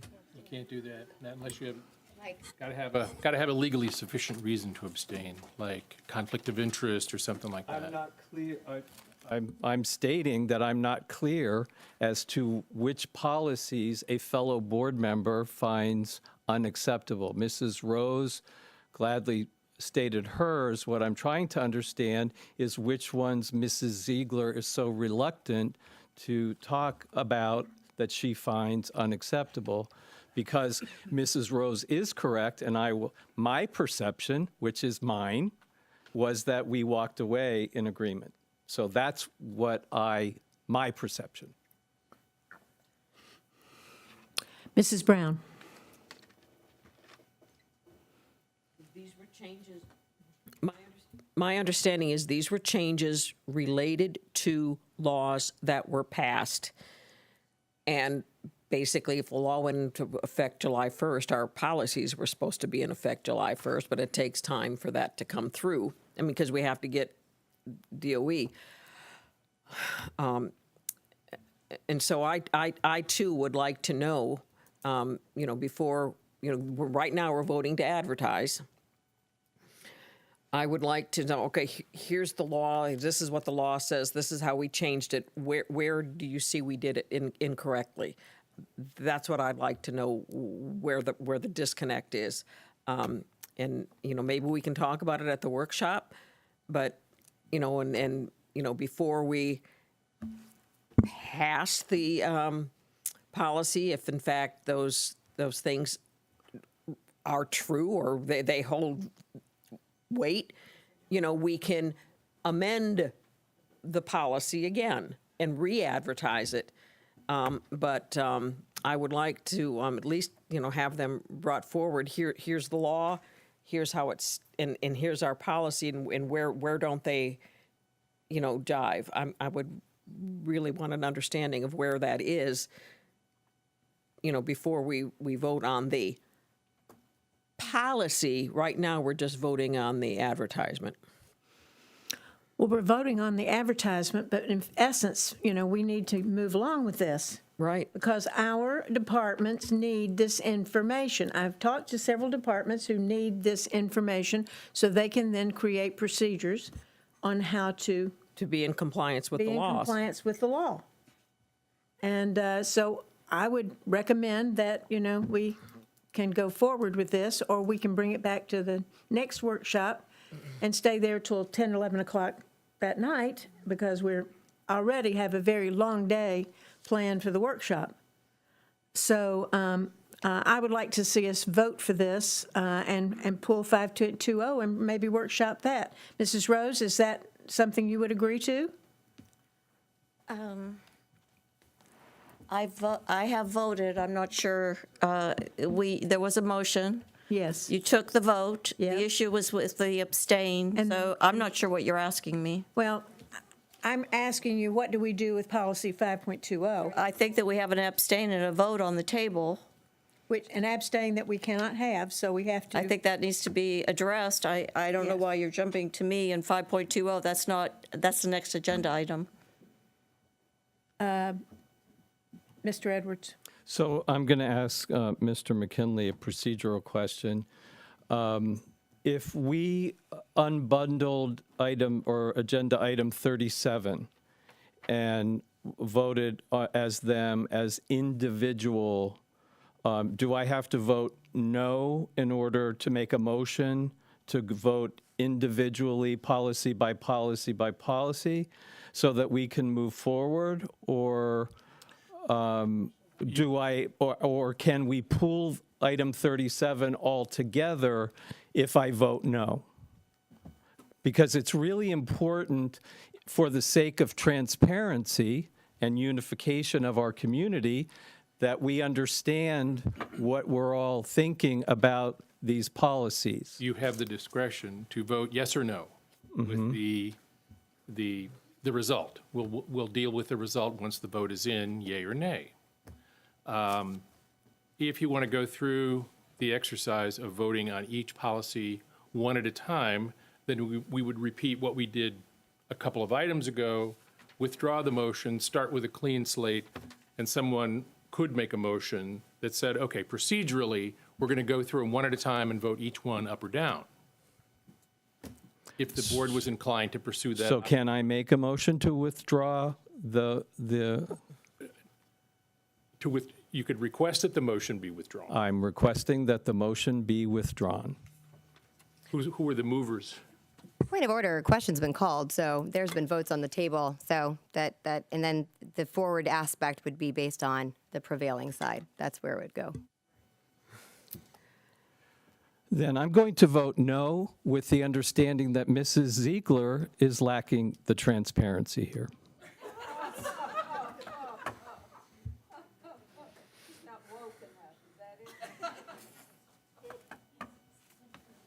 So, I voted.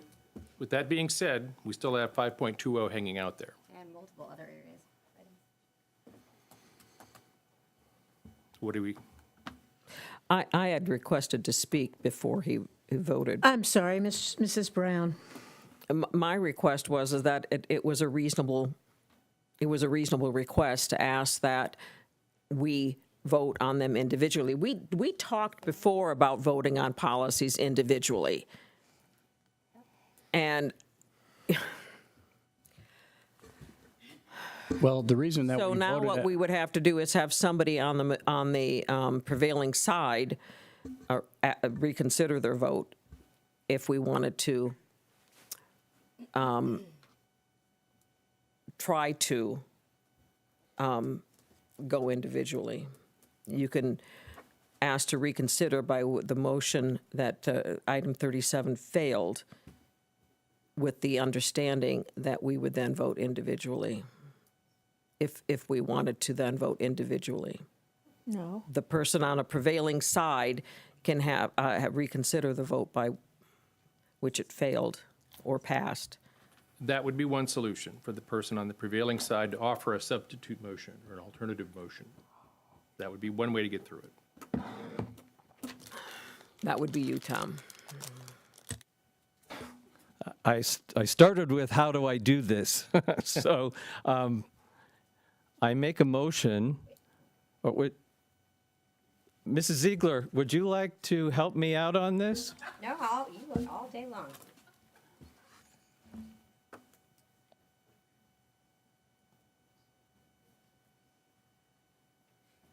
No motion? I make a motion to re-vote for all of the policies individually. Policy 3.14, 3.24, 3.45, 4.20, 4.21, 4.22, 5.20, 5.201, 5.23, 5.343, 5.56, 5.711, 6.17, 6.29, 6.31. I motion that we vote each of those policies for advertising individually. First, reconsider the vote So the way to that it get- failed. The way to get there is then to move to reconsider the previous vote in its entirety. And then the floor would be clear for a substitute motion, a new motion. Okay, then I make the motion to reconsider the previous vote in its entirety. I second. Then I make the motion that I, We got to vote. We got to vote. We have to on vote it on this. first. So all those in favor, Aye. Bridget? Aye. Aye. aye. Yes. So the motion carries unanimously. All right, now, let's go through each of these individually. Well, let's have a motion that's going to be our procedure, that we're going to go through them one by one and vote on them accordingly. Okay. We need new agenda items, and we need to have public comment for each one, probably. I move that we consider all of the policies that were in item 37 individually. I don't think we have to name each of the policies, but we'll make the motion for each one. Second. I move policy 3.14 suicide prevention as Can I have a vote? presented. Let's vote. Hold on. Okay, hold on. Oh, I'm sorry. Let's vote. What's the motion on the floor currently? The substitute motion is to vote on them one by one. Okay. So the call to quit, the vote 37 previously was withdrawn, Yes. but we voted. It was, It yeah. failed, so it But wasn't called. But it was reconsidered. It was reconsidered and everyone voted yes. It was unanimous. And that's fine. So each of these are going to be fair to our executive assistant here, each of these will be individual, which I support, which is what I started with. Each of these policies will be individual agenda items, which I believe pursuant to that would require public comment individually on each one because of the way the agenda is structured. Am I correct? No, they're not individual agenda items. You decided to vote on them individually. I think the public has been afforded adequate notice because this is for advertising, and they're going to have a whole nother bite at the apple when the policies are actually adopted. Okay, So I so think, they're going to be each individual, but they will not be different agenda, okay, well, right, not a separate agenda item. It's, the board has decided to break them down. But anyone could have, I'm sorry. okay, go ahead. Mrs. Brown? During the agenda comment before, anyone could have commented on any of them. So at this time, I would like to move the adoption of policy 3.14, suicide prevention, as presented. Second. All those in favor, please signify by saying aye. Aye. Aye. All those opposed? Motion carries unanimously. Motion to approve policy 3.24, safe and secure schools. Second.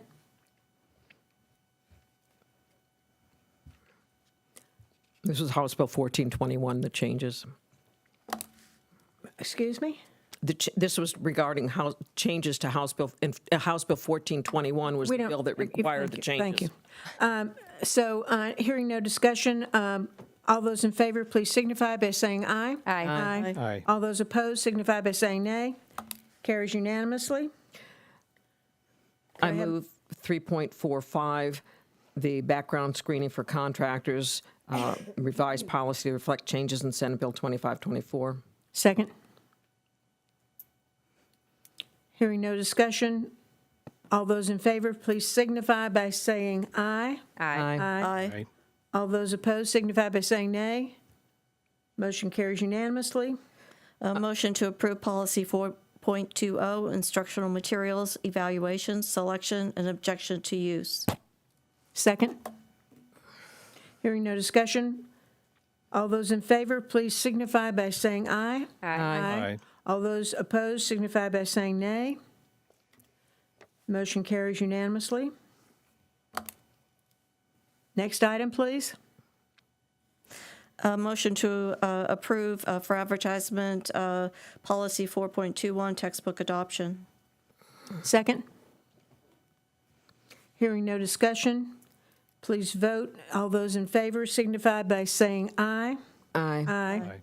All those opposed signify by saying nay. Nay. So the motion carries 4-1 with Mrs. Ziegler dissenting. Next motion. I move we delete policy 4.30, challenge materials, as it was included in the 4.22. Well, What? where are you? I'm on the list that we had. We're deleting policy 4.30 on, because it was what we incorporated into 4.20. I have 4.22. Correct. 4.22, yes. Oh, And that's the one we just, okay, start again, please. that we delete 4.30, challenge materials, because it was included in the previous language. No. I'm happy to make a motion to approve for advertisement, policy 4.22, educational media materials. Where, we've, okay, thank you. Media materials, evaluation, selection, and objection to use. Second. Hearing no discussion, all those in favor, please signify by saying aye. Aye. Aye. All opposed, please signify by saying nay. Nay. Motion carries 4-1 with Mrs. Ziegler dissent. Next item is. Do we not have to vote to delete? No. Next item is item number, policy number 5.20. May I have a motion, please? Don't all of you speak at once? I move policy 5, revision to policy 5.20, student assignment, as required under Senate Bill 2524 and presented.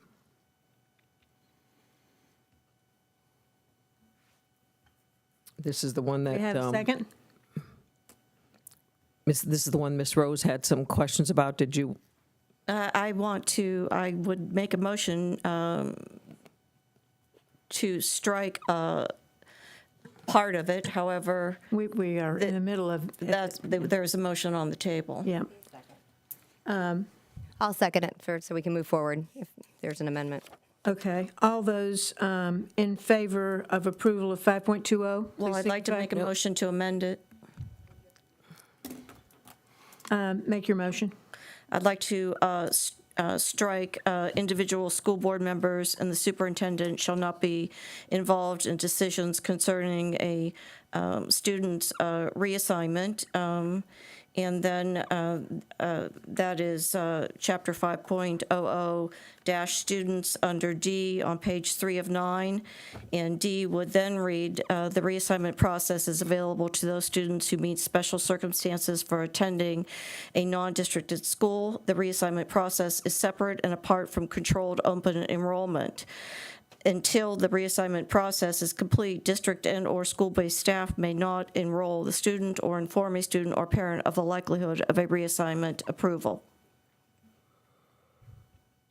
Second.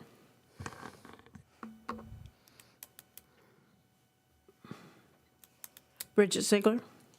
Thank you, Madam Chair. Mrs. Rose, can you point me to, I know we're on 4.20. Can you point me to the page where we're striking and amending? It's 5.20, page 3. Page 3. Okay, thank you. D, section page D. 3, D, Okay. 3 of 9, D. It reads Chapter 5.0 on our Novus agenda dash students. The policy on our board agenda is Policy 5.20, student assignment / school choice options. We have a motion and a second. Any other discussion? I'm sorry, Madam Chair. I just wanted a clarification, if you don't mind, start to repeat what amendment you're changing the language. I apologize. I would like to amend page 3, Part D, and strike out the line that reads, individual school board members and the superintendent shall not be involved in decisions concerning a student's reassignment. Thank you. And would you like me to read it as it stands with that? Okay. Mrs. Brown? I have a question, either of Ms. Rose, the superintendent, or our legal counsel. Does that in any way conflict with the language in Senate Bill 2524? Because I'm wondering why it was in the policy or it wasn't underlined, so I don't think it's new, so it might be current language that we're taking out. But knowing how policies come up before, I mean, I don't know, is that current language? Denise, can you please come forward and explain this? Because now I do remember, Ms. Rose, this particular sentence, so thank you for that. I just don't remember why we didn't take it out or change it, so Denise is going to need to let us know that.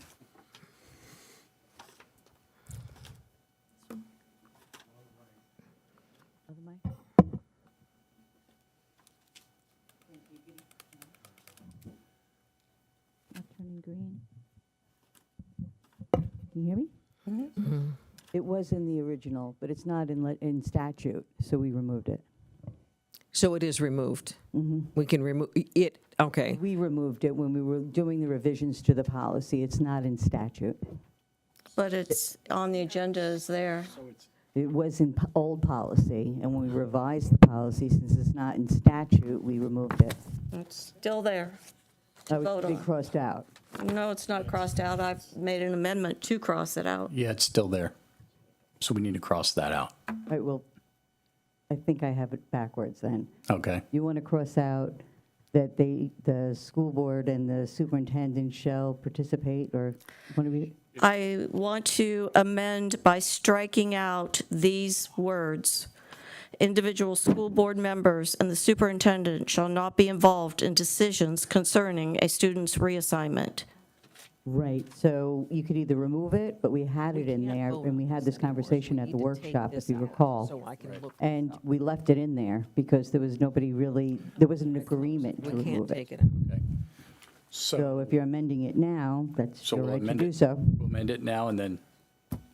That, if we discover that it is in the statute, Madam Chair, we'll amend that, but I don't think it is in the statute. I don't know for sure, but I I think don't it's. think either way it belongs. Yeah, should- I agree. Either way it belongs. I in think the we're, bill.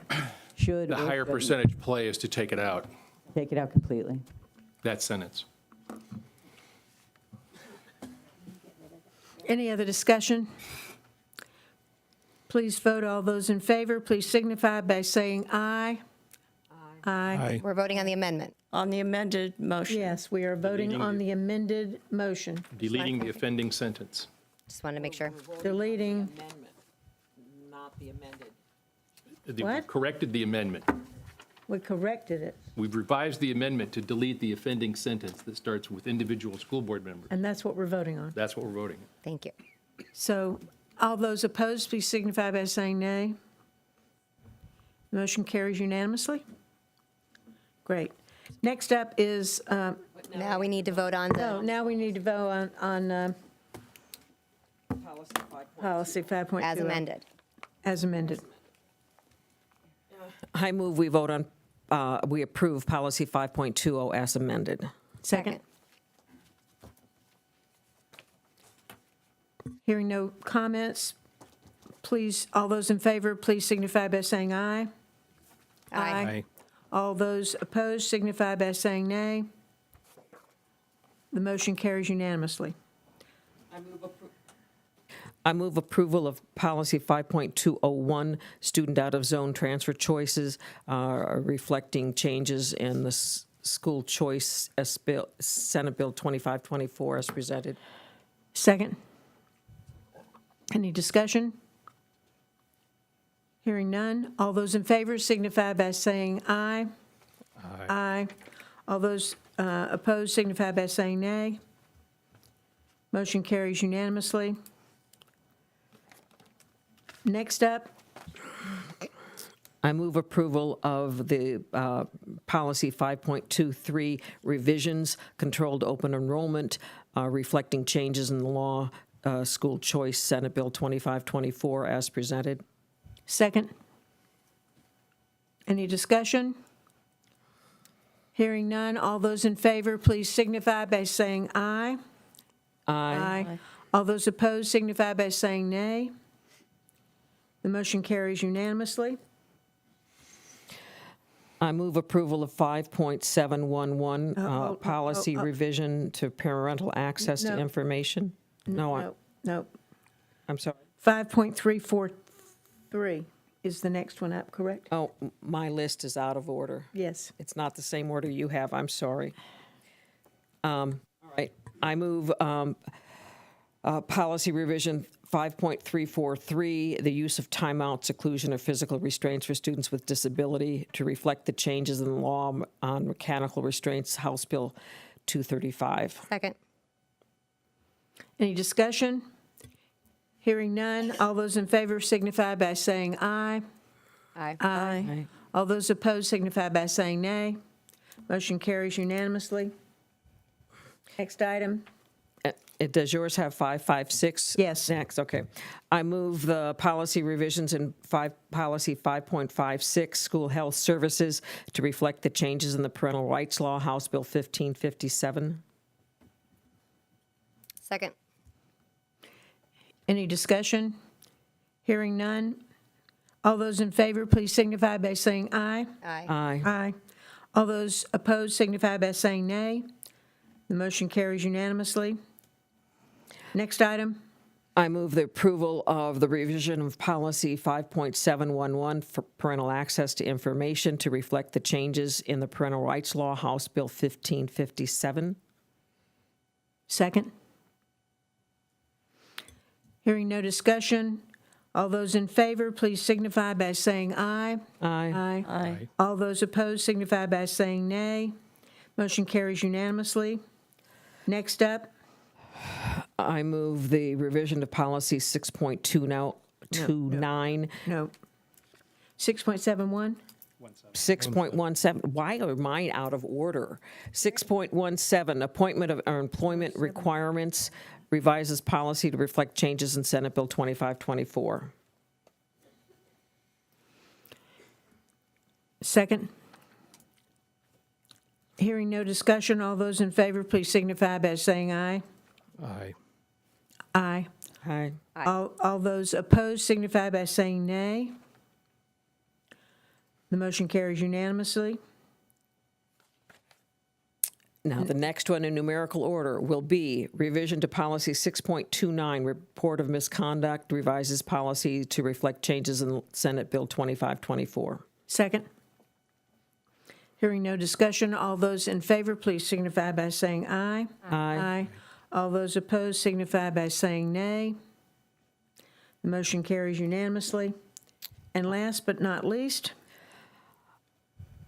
I move the revision of policy 6.31, records and reports, to reflect the changes in Senate Bill 2524 as presented.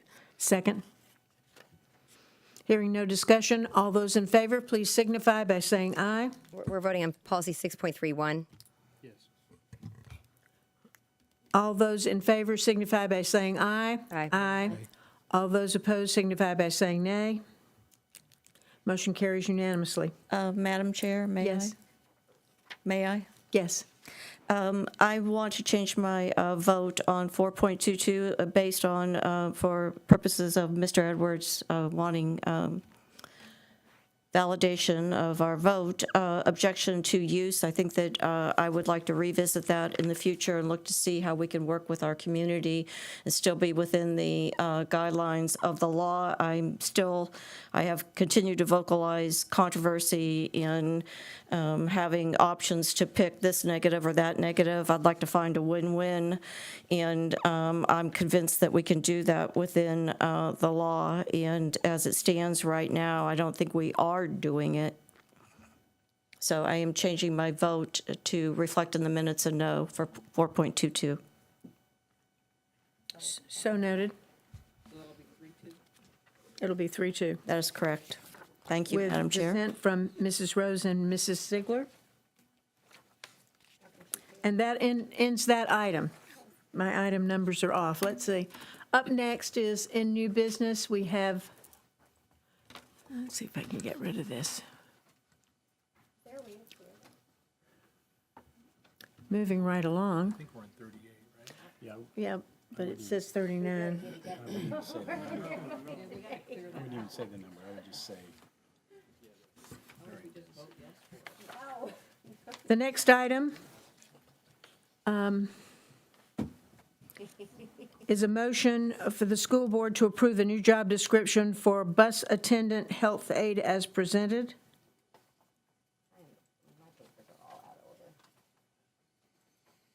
I have a second.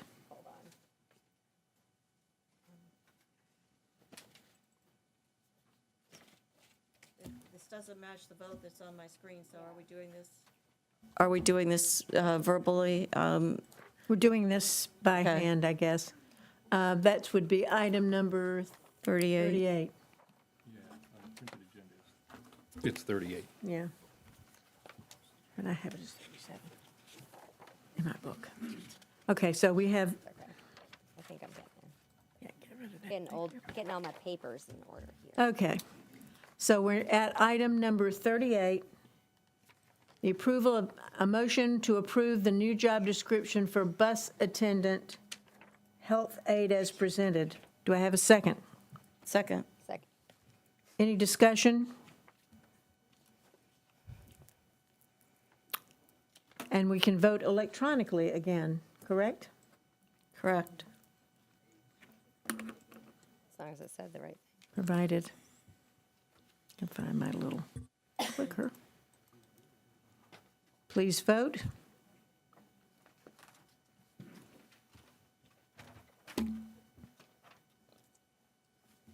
And the motion carries unanimously. Next item.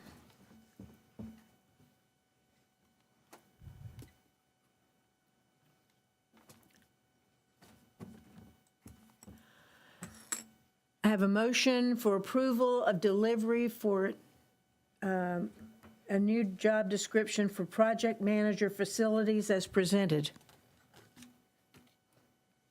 May I have a second? Second. Any discussion? Bridget Ziegler. Yes, Dr. Aspin, can you highlight just the purpose of this job description, please? Yes, Mr. Dumas is going to come up. I believe this is the project manager position that was approved already. We just did not have the job description yet, and so that has been created, correct, Mr. Dumas? Yes, correct. So this is a flip-flop of a job from construction services over to facility services, and the job description it's within budget that is approved in construction services doesn't reflect what they needed in construction services. So it's a change in the job description, and vice versa. Facility services is flipping a job to construction services. So trying to not increase budget, but get done what we needed to get done in two departments. And so it's a minor tweak in the job description for project manager. Give me an example of this. So, for example, one of the things facility services needed to add is the ability to manage ponds and stormwater and things of that nature. That's not in the project manager job description that sits in construction services, but will be an added responsibility for that person sitting in facility services. That's one of the adds. Makes That's good an example. sense. Makes good sense. Any other questions? Hearing none, please vote.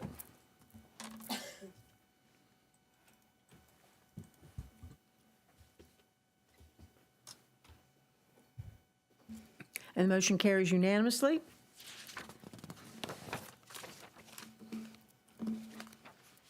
Next item.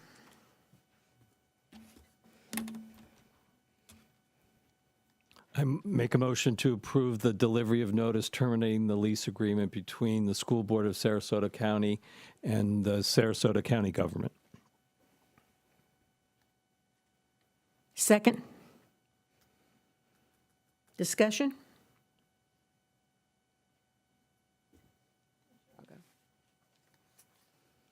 Mrs. Ziegler?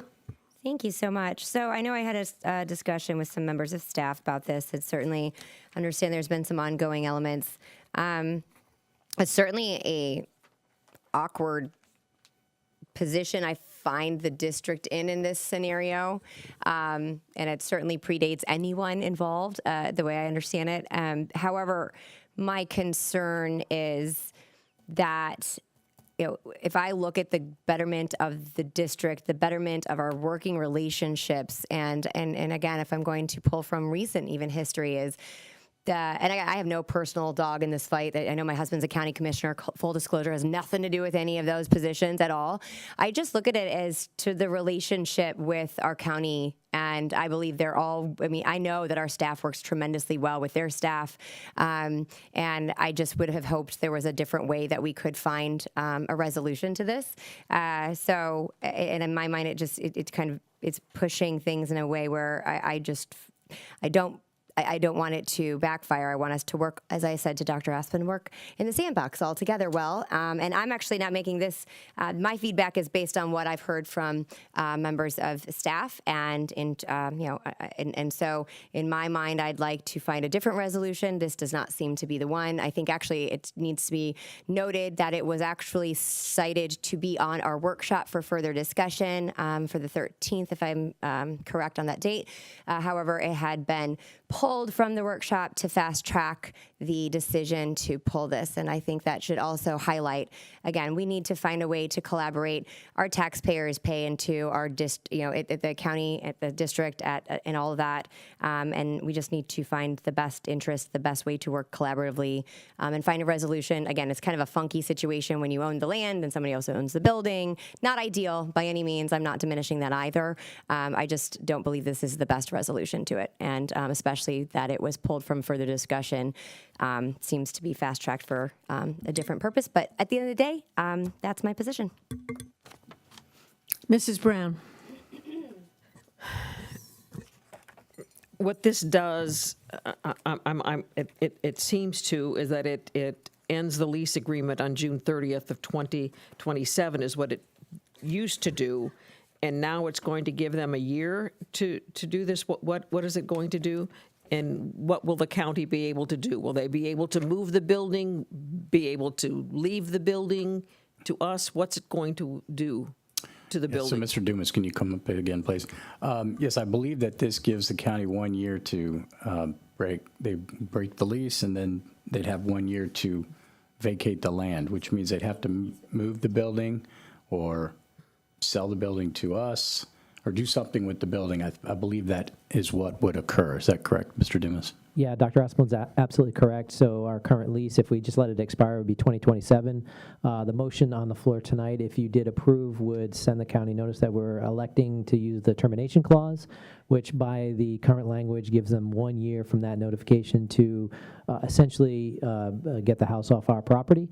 What that looked like, I guess we'd have to work out with them. Do they move it or how that all works out? But it essentially gives them 1 year to do that. So it breaks the lease. It's basically early termination of the current lease. This has to do with they're thinking of having somebody else either come in or moving the building. We're just telling them, because there's some discussion going on what they're going to be doing with the building. We'll just say, it's not our decision, it's your decision what you're going to do with the building. Is that?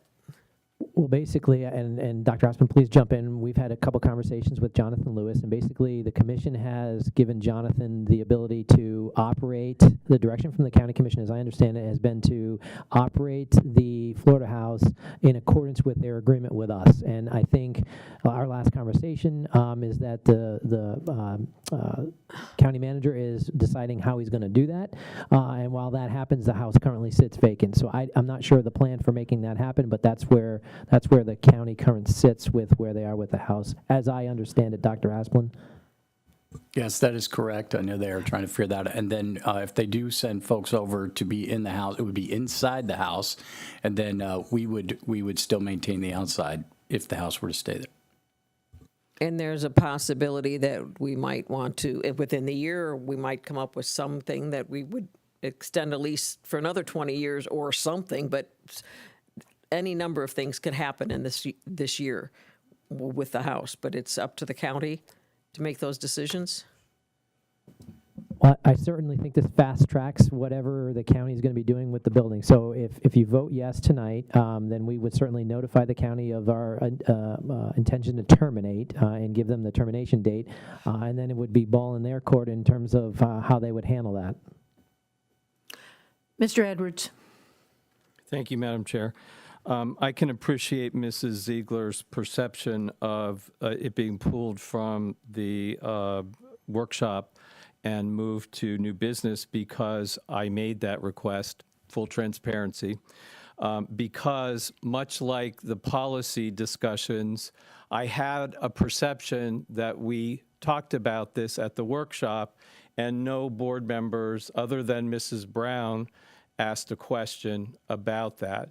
Everyone remained silent. And my purpose behind making that recommendation was that there was substantial conversation with the district separate from the county, and the county was trying to find how they were going to work together with the school district, and there didn't seem to be at the time a meeting of the minds. And so if you take a step back from the fact that there wasn't a meeting of the minds, that we still had an awkward situation that happened before Mrs. Ziegler points out any of us got here, that they own a house on our property. And so where things were to go back to the drawing board for the county commission to try to find a way that was acceptable for the school district, why not try to figure out how to undo that bad situation while it's at this stage, give notice, and as to Mrs. Brown's point, any number of things could happen.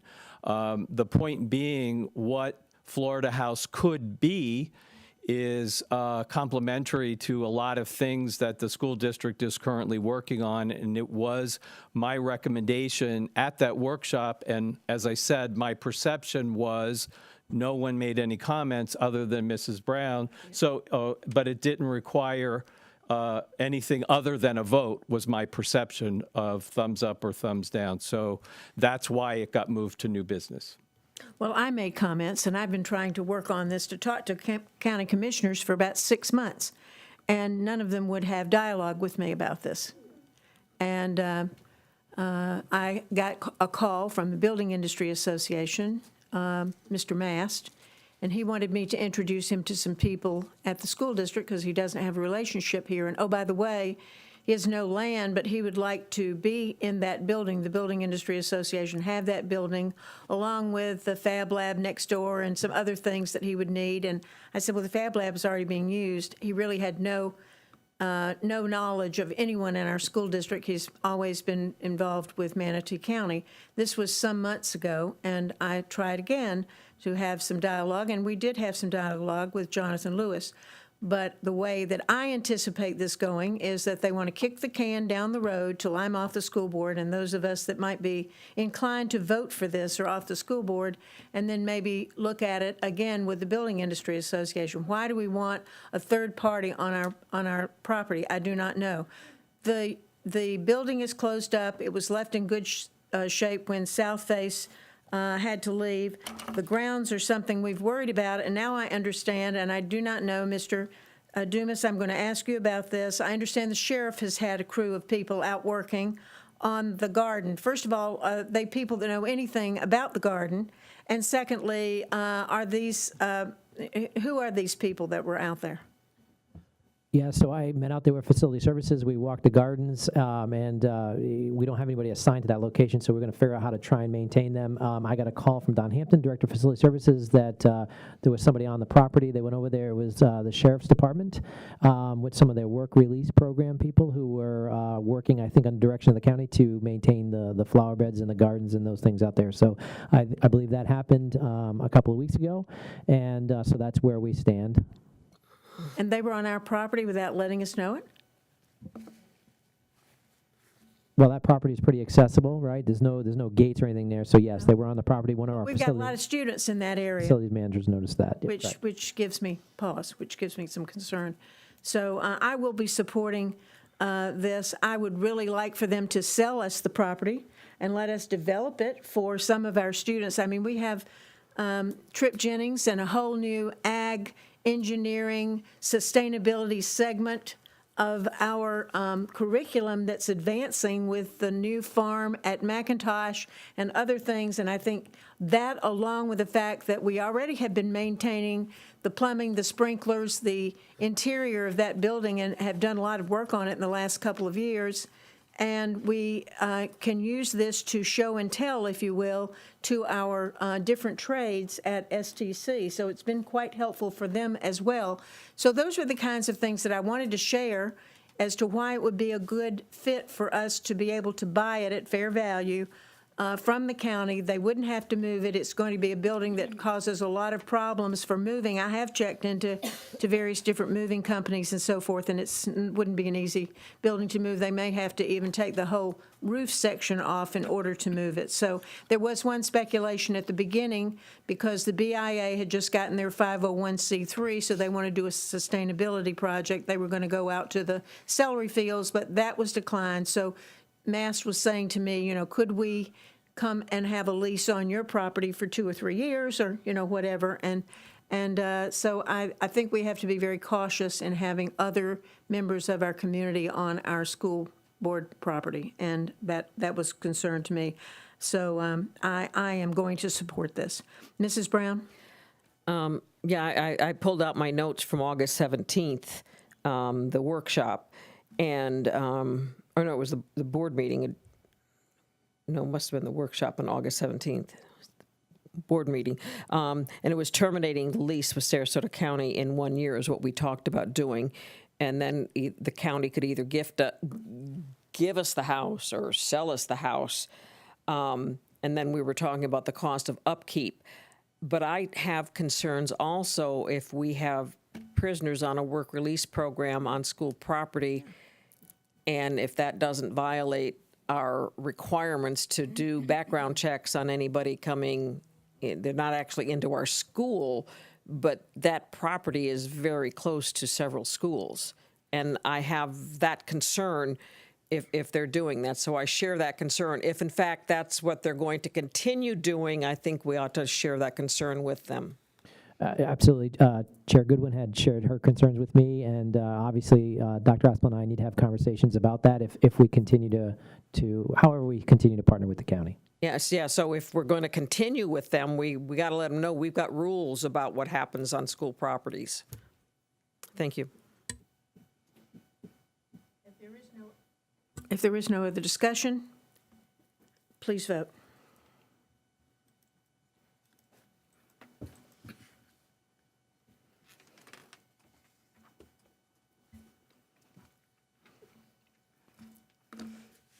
And the motion carries 3-2 with Mrs. Ziegler and Mrs. Rose dissenting. So the last item, Madam Chair, is approval of the final budget amendments for fiscal year 21-22. Ms. Penner? And so we need a motion on that. Need a motion. So I will make that motion, and do I have a second?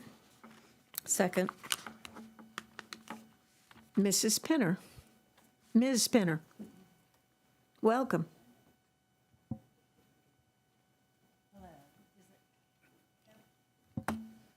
Is that better? Yes. Oh, it's a red light when it's on. So the budget amendment presented before you tonight is pretty much a closing entry for the fiscal year, as you have just approved the annual financial report. The budget amendments are again, to close out the funds and to clean up some of the budget. Generally, what you'll see are some small shifts between line items within the budget. In the capital, you'll see probably the largest shift, and that's simply moving some of the appropriations from line items into fund balance where they'll be reappropriated next year to finish out projects and to be budgeted for new projects. Food service fund also saw an increase in revenues, and that was where we were seeing additional dollars coming in because of the summer feeding program that we were allowed to submit claims through the end of the last fiscal year. Most importantly, the general fund budget, we have a change in revenues, a slight increase through the fourth calculation of the FEFP. However, overall appropriations were slightly down, other than our energy services. Of course, we're seeing the same as everyone with an increase in utilities and fuel costs. The net change is an increase of $5 million to the general fund balance. And again, this is to match with the closeout of the fiscal year through our annual financial report. Any questions, Mrs. Ziegler? Thank you, Mrs. Penner. Thank you, and also to Mrs. Tompkins for giving us a heads up on this and for putting it on new business, to Dr. Asplund, just because I know it was last minute. My question was, I know we got an email earlier today on this amendment as we have a time certain to close out. I understand that. But is this available to the public? Is it on? It's on the agenda. It should be online now. Yes, as part of the agenda. Okay, so. And I don't know how lengthy this is. I just want to, again, I just want to make sure it's accessible. I know it's moved around. We're talking about the financial changes. And then because of the addition, and I don't know, to the public, I know that they're here. This is my question to, just more procedurally, to the general counsel. Would this require, I'm not looking for, I welcome public comment, as people know, but I'm not sure. I know I keep saying, but I want to make procedurally, because it's been added, wasn't part of the normal advertisement. I want to be kosher, and especially when it's financial. It shouldn't really matter what the topic is, but does this require a special? There are some items where we burst into a pillar of flames. The notice is not correct. Right, and is budget financial one of those? No, not this particular one. The budget in general, of course, we have separate public hearings for that. But In this particular case, as I understand the facts, we have a due date. We have a direction in the statute that this document needs to be filed by a date certain. And that's the basis for this being walked on to the agenda. thank you so much, and I appreciate that. I'm merely trying to be as proactive so that we do not find ourselves in a moment of saying, "Oh, wish we had that available," or people didn't know this was available, or they didn't know where to find it, and to avoid that, to ensure that that is very clear where they find it, where it can be. I know it's been a long meeting. I can hear my colleagues kind of shrugging, but I just wanted to make sure we're in appropriate posture. So, thank you.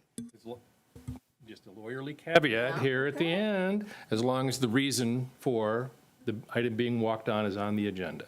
So we've done that. We've done that by saying it's due. So with no other discussion, We'll take a voice vote on this. All those in favor, please signify by saying aye. Aye. Aye. Aye. All those opposed signify by saying nay. The motion carries unanimously. And that, my friends, ends new business, if you can believe that. And we have a few announcements. One thing is that the new board will be sworn in after Thanksgiving on the 29th of November, which is a Tuesday morning at 10 a.m.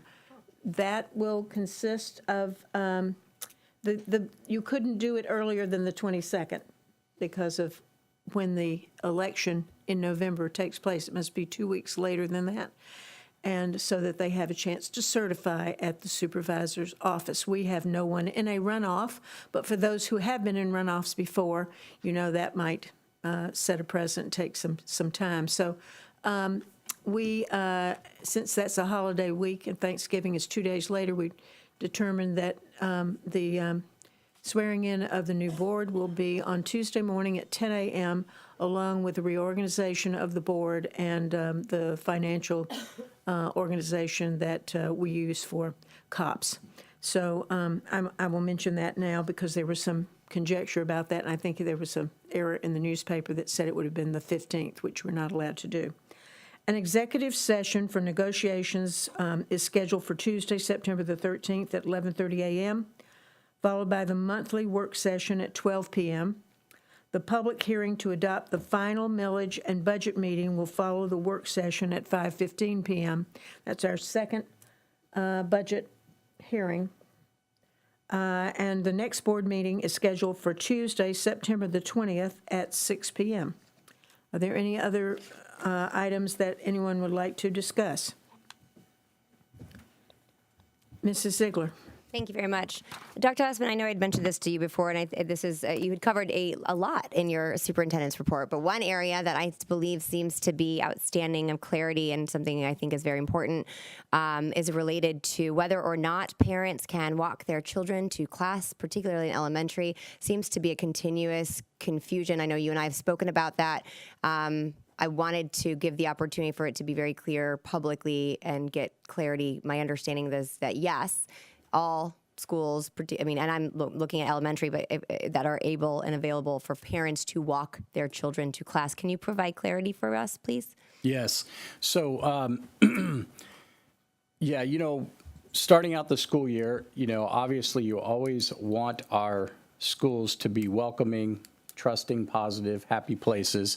And I know that our principals had a day before, 2 days before the first day of school, where parents would come in and visit their classrooms, visit their teacher, meet their teacher, and I think a lot of people took advantage of that. And then there's others who didn't make it to that. And the first day of school, second day of school, I know that they were walking in to see their classes. I know the schools that I visited the first couple of days, that's what I saw. I know Mr. Renoff, when I talked to him, same thing. There were some that had not taken advantage of that and walked their students to class. I put a email out to all the principals on August 11th, just as a reminder that, you know, in an effort to make sure that we are welcoming, we need to be sure that if there are parents who did not take part in that or who need to move, you know, bring their kids into the school, please, you know, make sure that you do that, which they did.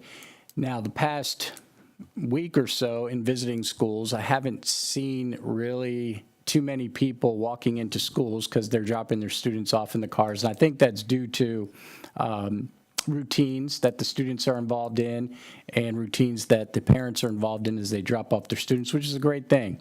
Another thing that I know the schools work on is that separation anxiety, especially for the little ones, and trying to make sure that we make that separation and then have routines. However, I did discuss with the principals that they need to be able to understand when a parent still would like to do that and and listen to the parent and bring them in, which they agree.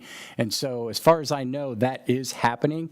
But if there are schools that is not happening and that's an issue, I would encourage them to talk to their principal. And if they have, then I would encourage anyone to call us at the district level so that we can see what the situation is and handle it more on an individual basis, since I've already had discussions with the principals a couple of times. Madam Chair, may I follow up, please? Yes. Thank you. So I thank you, but I can now understand why there's a lot of confusion, because I know based on our conversations, it sounded like, oh, of course, why would we not? Of course we let children, families, because we understand how important that partnership is. I know our school-based administrators, I know we all talk about how important that is. And again, I'm looking at this more as an elementary lens, especially, and I understand at the beginning of the school year, but as you know, I don't know how many middle schoolers, I don't have middle schoolers, so how many of them want to walk their children to school, but I also don't necessarily want to preclude that, because you want to hold on as long as they can. I don't know that, I think it seems that I don't know, is this allowed? Can parents, if they want to walk their child to class, and I'll just start with elementary, the district allows this, yes or no?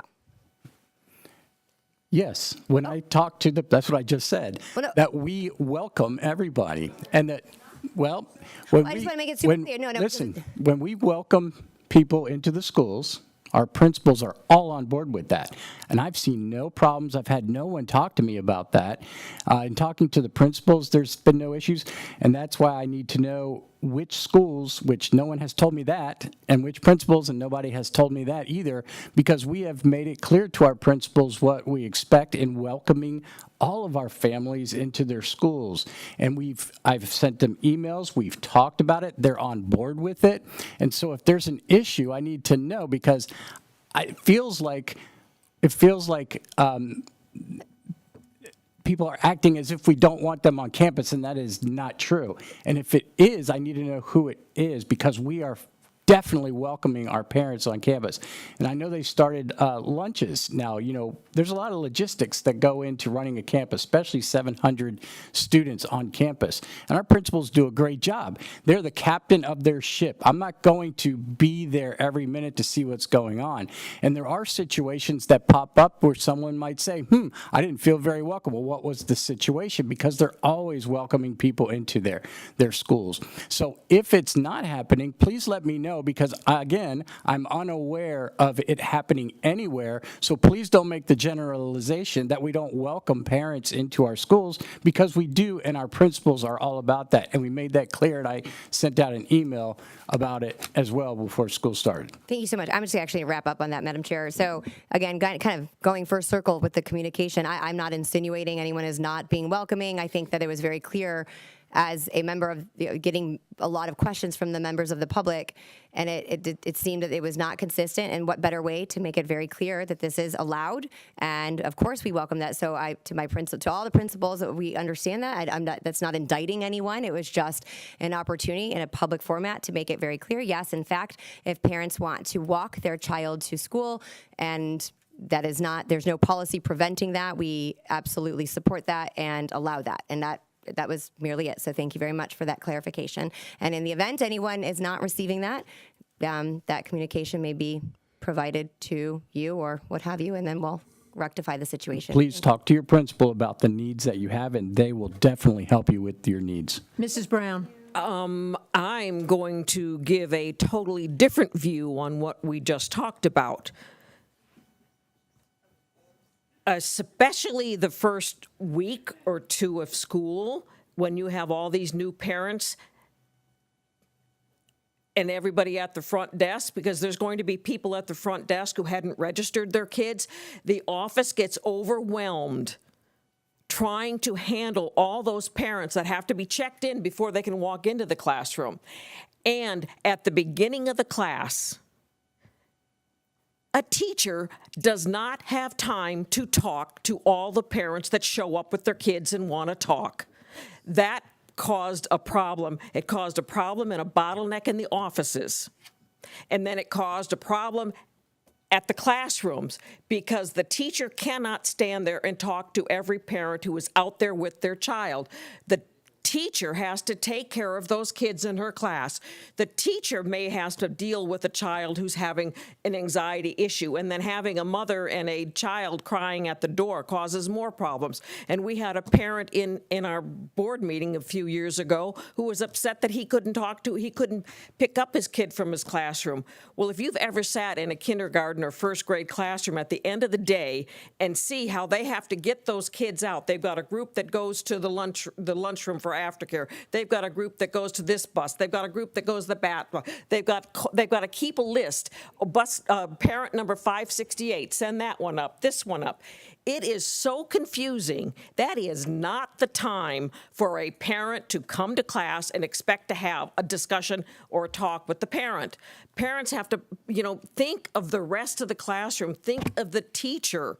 Think of what the pressure that you put on the school. We want you to come to school, make the appointment to meet with the teacher, make the teachers want to talk to you. They want you to be involved. They want you to come to the Meet the Teacher night. The time to meet the teacher is not the first day of class. The teacher has her hands full with all those new kids that are coming into class. Please put the teacher's hat on, put the registrar's hat on, put the gal's hat who's there at the front who has to take care of everyone. That is not a really good time to go meet your teacher. It really isn't. And it's not that they don't want to be welcoming, but when they are there, from the time the bell rings, between those bells, and even 5 to 10 minutes before, they've got their hands full with kids that are in their classroom that they have to take care of. And the parents of those kids aren't necessarily the time. You can make an appointment, and maybe the teacher can meet with you after or before class, but make that appointment before. You want to have lunch with your kid that first couple weeks when we're saying, oh, wait a minute, we don't have time to put everyone through? Volunteer in the lunchroom. Volunteer in the classroom. You'll get a lot of time with the teacher. But please understand that the teacher, that at the beginning of the school day and the end of the school day is not the time to have a talk with the teacher. She doesn't have time to talk with you then. Please keep that in mind. Make an appointment to meet with her. They want to meet with you. Might be different for a high school, but I know what it's like in elementary school. It's rough. The teachers have to pay attention to the classroom. That's where their mind is. And so I know you say you want everybody open, but we can't be open for every parent, especially the first 2 weeks of school, because the teachers have their hands full with kids who were never registered and kids who are having problems. I personally did not know we were allowing this. How did I not know? I think I've said before that I was against it because I think it's a violation of security, and particularly at the beginning of school year, our offices and our SROs and our teachers are overtaxed with attempting to make sure that they take care of all the students that they have in their classes. So I find this to be a very interesting fact. I have not heard this from principals, and I do not know that this is universal. I am disappointed in hearing it this way, but I don't think this is a great idea. Maybe walking your child to a meeting or to an event at the school, but an everyday issue that creates a lot of safety problems for me. And so I'm not in favor of this. Mrs. Ziegler. For the sake of time and to be respectful to the members who are waiting to speak, this clearly underscores why there is a lack of understanding, because even just listening up here, it doesn't seem so. To Mrs. Brown's point, I understand with you, and I actually agree. I'm looking at it as a vantage point of a elementary aged parent that would drop off their child and you want to see, and I don't think that is the appropriate time to have a conversation with a teacher. They have to run and they have to start their school day.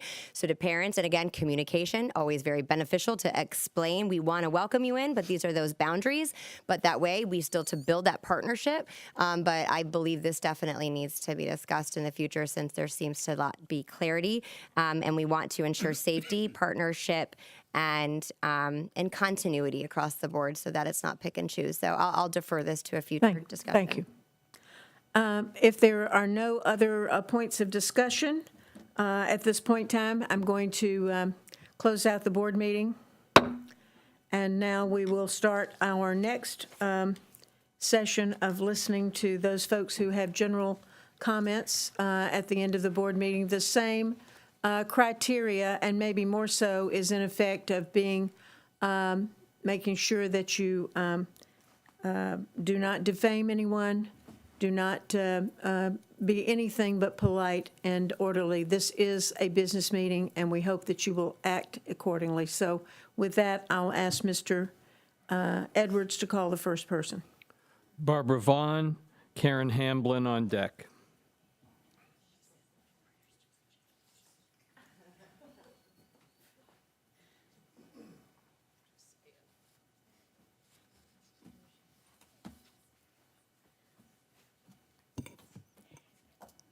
My name is Barbara Vaughn, and I'm a citizen of Sarasota County. And I want to say tonight, dear God, we need your help more than ever. We are so grateful for the many good things you shower upon us. We appreciate more than we can say that we live in the state of Florida, that we are in the county of Sarasota. We know, Lord, the blessings that come with those things. We thank you for the parents and the citizens who have come here tonight and put up with this extraordinary meeting. And Lord, we ask you to bless them, keep them strong for their children. We thank you for the staff that is here, Lord. And we thank you for the teachers that give their all for our students. The parents, the teachers, and the students must work together for the students' good, and that's what we pray of you, dear Lord. And we also thank you, Lord, for the great number of people who went to the polls and voted, and we thank you that we're going to have a new school board. Amen. Amen. Michelle Posey on deck.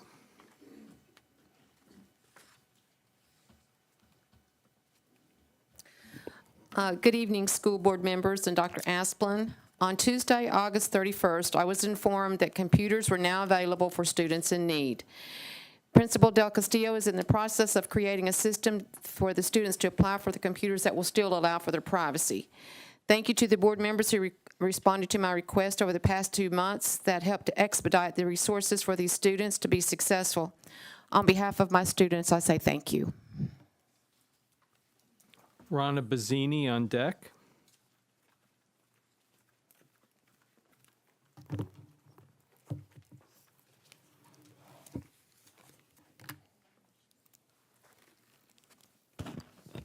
Hi, Michelle Posey, District 3.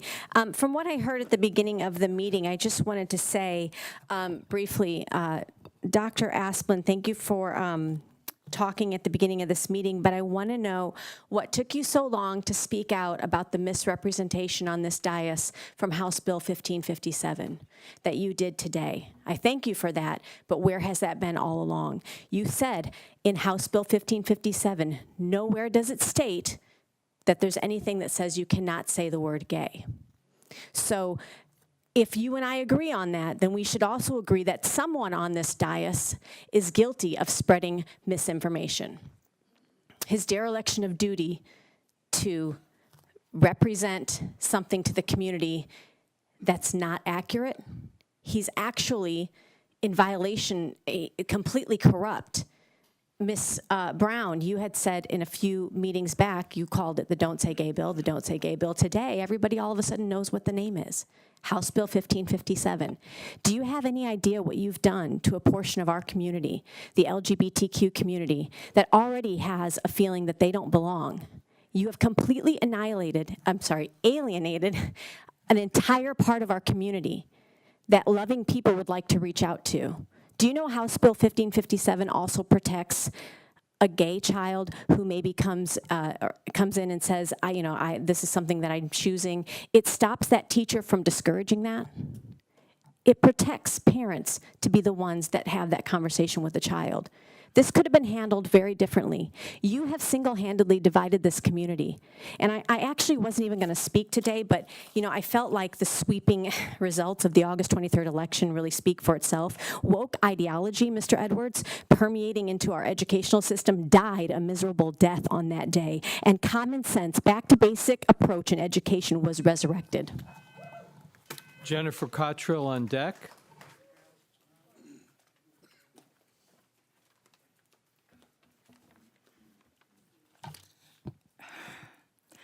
Good evening. My name is Ronna Bazzini, and I'm a resident of Sarasota. I really did not expect to be here anymore. I've been doing this for 6 years. However, none of the candidates that I supported won. I guess it's a good thing I don't bet on the horses. I will have to say, though, because of that, I find it's very important for me to continue to appear at meetings because I want to support the board no matter who is on.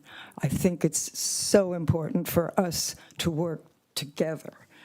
I would also like to wish Jane and Shirley all the very best as they prepare for a well-earned retirement.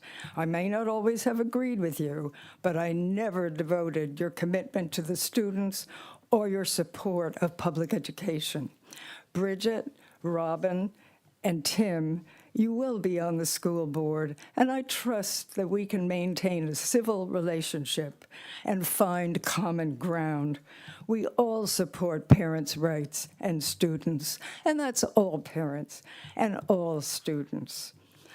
As the new members are installed, you will bear in mind that you serve the total community, and it's a public school board. We serve everybody in the district. And I sincerely hope and wish you the very best and hope that we can work together. And Dr. Asplin, God bless you. I guess if it were possible, you'd like to be kidnapped by aliens tonight. Thank you all so much. Paulina Testerman on deck. Good evening, Jennifer Cottrell. I would like to give a shout out to our amazing teachers, staff, and students. If you're a teacher or staff member in this district, we thank you for all you do. We know your job isn't easy, and you face many moving obstacles each and every day. We recognize this, and we want to say thank you. We have students that don't feel safe at school due to bullying. They develop high anxiety, and it affects their ability to focus and learn. We have students that struggle with learning disabilities, but yet we don't have the proper tools or personnel to help them be successful. We have parents who are trying to be there to advocate for our students, and we seem to hit roadblocks in the process. Now let's talk about our teachers and staff, the folks on the front line who are responsible for educating our students. The majority of these folks are trying to do the best to help our students with limited resources or support from our always growing administration and support staff. You would think with all the admin we would be able to support not only our students but our teachers. Teachers are overworked and underpaid. That is not news to any of us. What we don't have is the support from our admin, and they have to spend extra time jumping through hoops, and that's a problem. How do we get back to where the education of our students becomes the #1 priority? How do we remove and eliminate the obstacles that our teachers face? How do we keep the parents who are trying to assist their students? It's time we come together. I don't care what political aisle we sit on. That shouldn't matter. We have differences, but we have more in common than we have different. It's time to come together and work as one for the best interest of the students. Our students and teachers should not be pawns or held hostage because we can't find common ground. As we watch the board and the community fight and divide on their political lines, the only one that suffers is our students and teachers. Enough is enough. We can't continue down the same path. It's time for a change. Stop talking the talk and start walking the walk. As you can see, we're not going anywhere. Why? Because our students are the future. The students' futures are at stake. When they walk out those doors, they need to be prepared for the real world. No more do-overs, no reset buttons. We can thank you. Angela Wynn on deck. Good evening. My name is Paulina Testerman. I'm one of the co-founders of Support Our Schools, and I have 2 children in Sarasota Traditional Public Schools. On November 29th, the new school board will be sworn in these very chambers. What does that mean for the next 4 years? Our organization worries about the anticipated actions of the next board will be undoubtedly aligned with the violent extremist group that helped campaign for them, the Proud Boys. In case parents need a scorecard, that means that the new school board has aligned itself with a white nationalist, Islamophobic, homophobic, anti-immigrant, and anti-Semitic group of local men who don't believe that women should have the same opportunities that they do.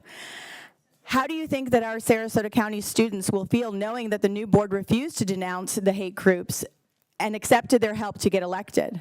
A school board should be representative of all students, and that includes marginalized students. Education should never be a partisan issue. This is not about Republican versus Democrat. This is not about liberal versus conservative. This is about extremism infiltrating our community. Since when does Sarasota reserve a seat at the table for hate groups? I've spent a lot of time wondering how our community managed to vote for candidates that were aligned with these hate groups and who were funded by criminals like disgraced General Michael Flynn. I am forced to wonder whether our community doesn't know or doesn't care what's really happening behind the scenes. So we at Support Our Schools are renewing our focus and energy on supporting students and teachers and attempting to open the eyes of voters. We refuse to believe that educated voters would have elected school board candidates who are aligned with extremist hate groups. We encourage everyone in Sarasota to simply Google the words Sarasota and Proud Boy, and if you think we don't have a serious problem. In closing, there's a German quote that I reflect on in situations like this. If 9 people sit down at a table with 1 Nazi without protest, there are 10 Nazis at the table. Carol Lerner on deck.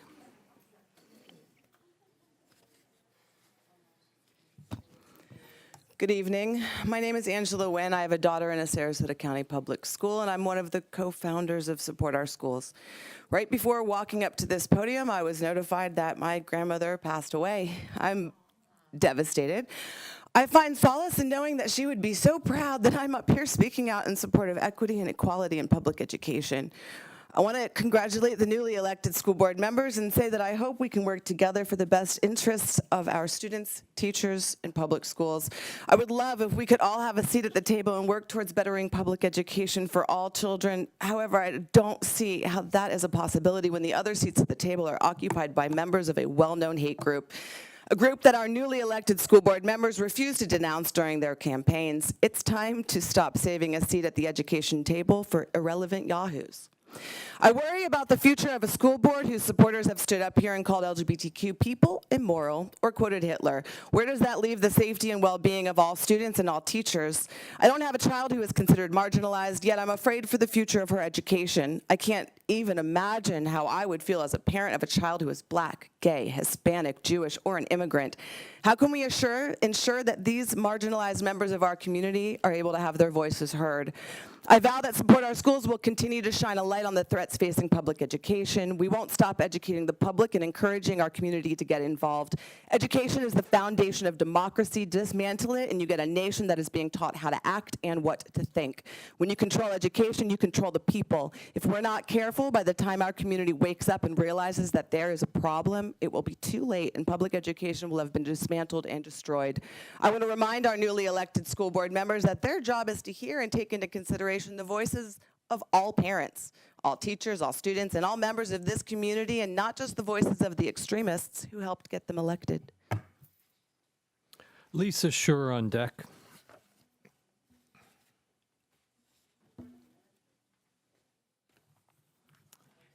Good evening. My name is Carol Lerner, and I'm speaking for SOS, Support Our Schools. Exactly 7 years ago to this week, I moved to Sarasota after a long career in public education. I was attracted to Sarasota by its beautiful beaches, rich cultural offerings, and what seemed to be political moderation and tolerance. But my retirement didn't last very long, as people who know me could attest. I was appalled over what I saw in Tallahassee, the systematic dismantling of public education through privatizations and bills that attack teachers and students. In contrast, I saw a vibrant local system in Sarasota providing rich programming while struggling to address issues plaguing most school systems: low reading rates and large racial and often income-based achievement disparities. As I see it, Sarasota schools especially, and all of Florida's schools now have even a bigger challenge. We have an even greater systemic attack on education and the independence of school boards, ushered in by Governor DeSantis's unprecedented meddling in school board elections to push his privatization, cultural war, education agenda. And we have the rearing of the head of the far right, particularly the Proud Boys, through the Zem campaign in Sarasota. This was no grassroots mobilization of patriots, as the Zem organizers proclaim. It was organized by the Proud Boys with very strong powers behind them. Who funded this campaign through what they called the ABCD PAC? It was disgraced felon General Flynn, who has called for a coup d'etat against our nation, and his mouthpiece at the Hollow, Vic Miller. Miller provided 60% of the funding, and General Flynn's The American Project gave the second largest donation. This is what we are up against. Teresa DeWitt on deck.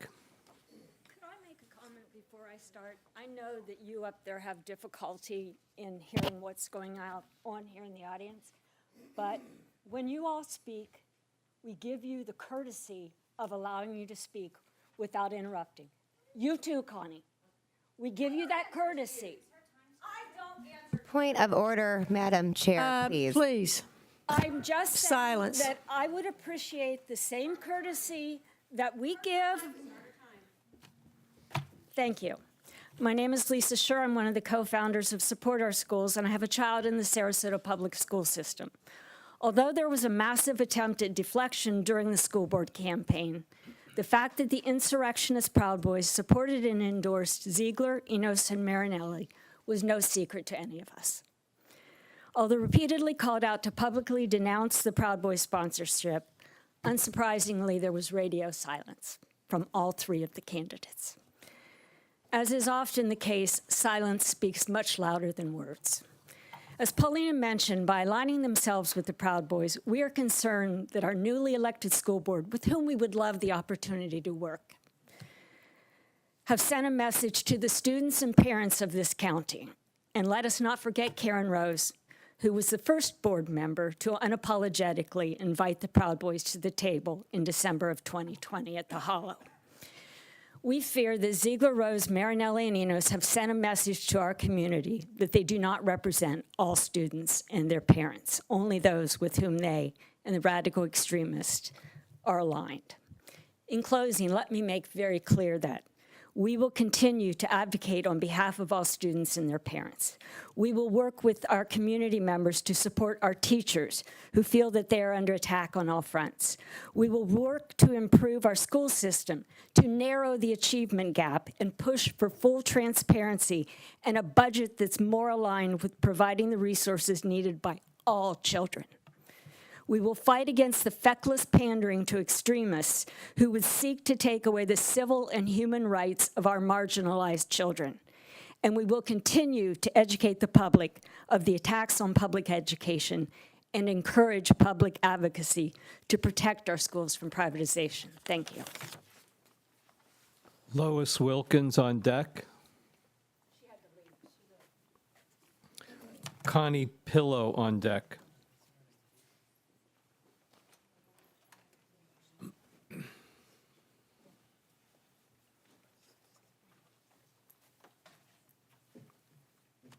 You might want to hand, oh, I'm sorry, you might want to hand those to them because there's a letter of a complaint in there that they need to review.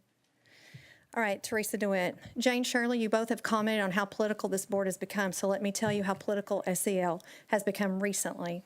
Do any of you know who Linda Darling Hammond is? She's considered the queen of SEL and was selected in 2020 by Biden on his education team. Are you aware there's legislation on the floor of Congress to federalize SEL?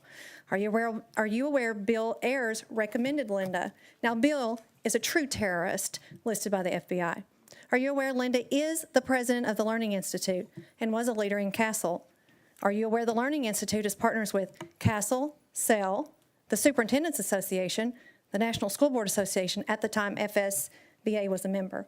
What would the federal government want with an SEL program only valued at $97,000? The majority of this board knows why. Dr. Asplund, if you want to know the far-reaching ramifications of a federalized SEL, it is connected to the equity policy, it is connected to our children's lunch program, it is connected to our block grant, it will be connected to our children's graduation competencies. You need to clarify, Castle and SEL are the same.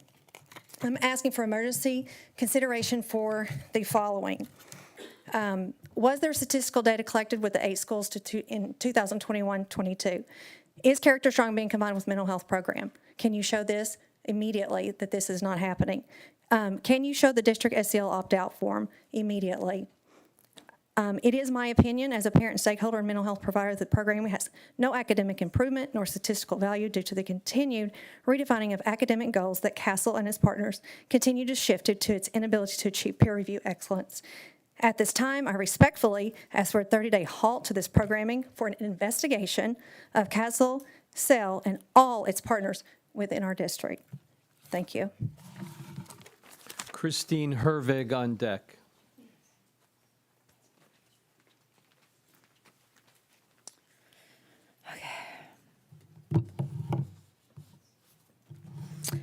My name is Connie Pillow, and my son has been in the Sarasota County School District since about 2018.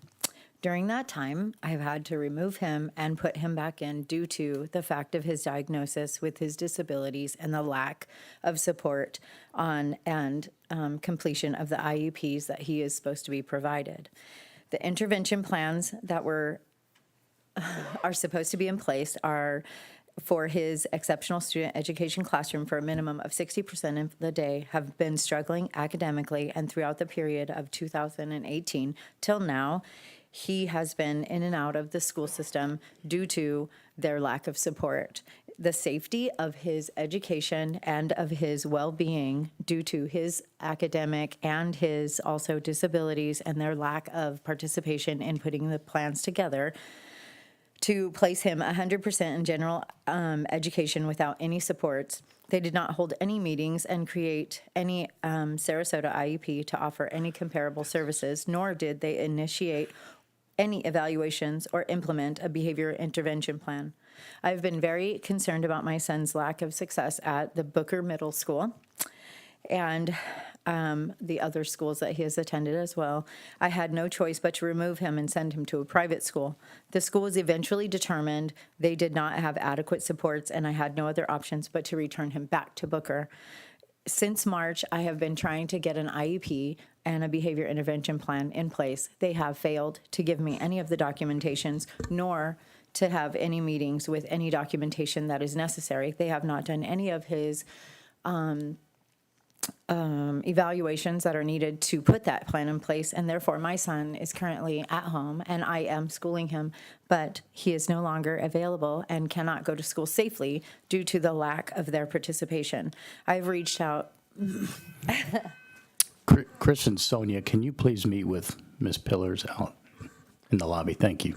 Sally Nista on deck.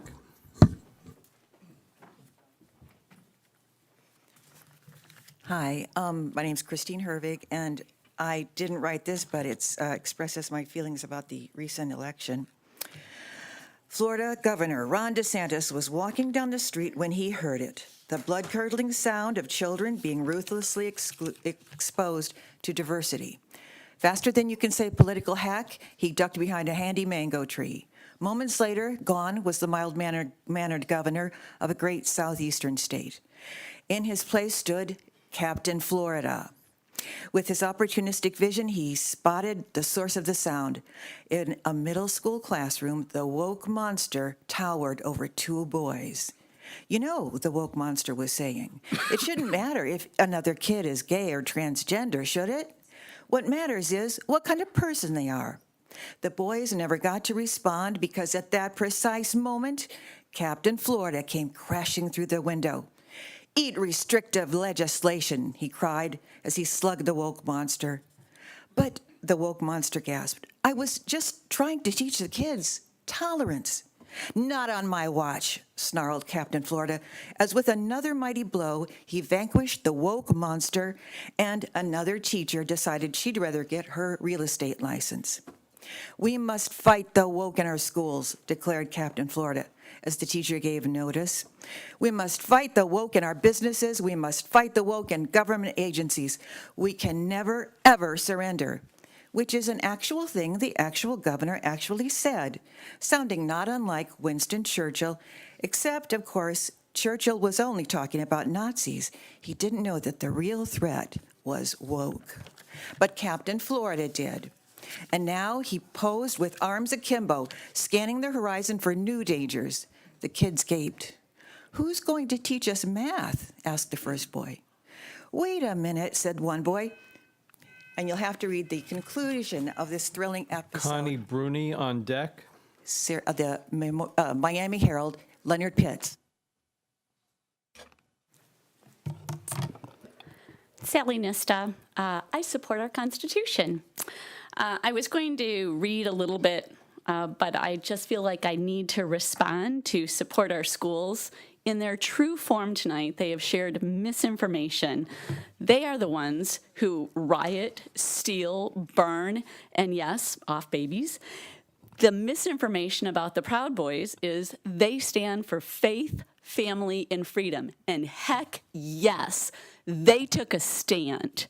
They fought like heck to win back this school board and to win back this county, because this county is about faith, family, and freedom.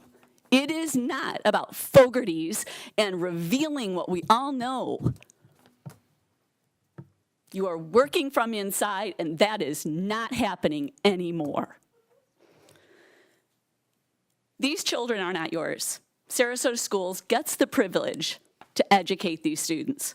It is glaringly obvious that you have forgotten this concept. The teachers union, the National School Board, and the DOJ are on the wrong side of this too.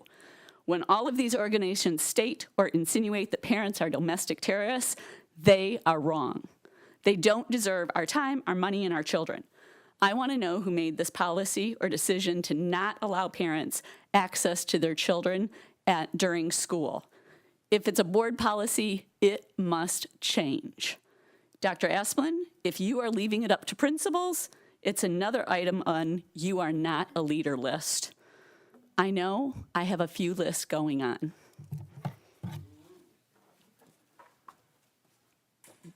Tracy McHugh on deck.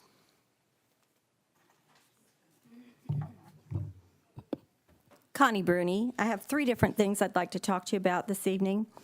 Bad process is first and foremost. Budget amendments were not on the agenda timely with no public backup, nor was there any opportunity for public to have proper input. And I realize this seems small to you, but when you're dealing with people's taxpayers' money, that is extremely bad process. That is a wrong direction for this community to go, and it is reflected in what happened on August 23rd. The second is that classroom libraries should not be allowed because it's a slippery slope to inappropriate materials getting into the hands of kids. It's always been that books were vetted, items were vetted, and I don't understand why we are not teaching kids to go to the library. I don't get it. So we'll talk about that. I'm not going to respond to personal attacks that were allowed at this dais, because I'm ABCD, me and one other lady. That's it. Your big horned monster. Woo, okay. Furries. I want to talk about furries. And this comes to me again from a parent at Venice Middle School last year. And this parent sent this to me and asked me to read it and did not want to give their name for fear of retaliation. which is a really sad state of affairs in this district, that parents and students are afraid. Afraid. You should be ashamed of that. It's what it says. I drive my daughter to the bus stop in the morning, and there are a couple of furries at the bus stop. These kids wear ears and paws and dog collars. If parents weren't with them, kids are climbing into my car to get away from them because they, the furries, would come right up to my car window and do barking and hissing and throw dog biscuits. I didn't make this up, guys. The kids told me that the furries would get on all fours in the hall and do animal craziness to them as they walked in the halls at their school. I'm so tired of the school and parents saying, let them express themselves. No, it's Bryn time to. Gibbs on deck.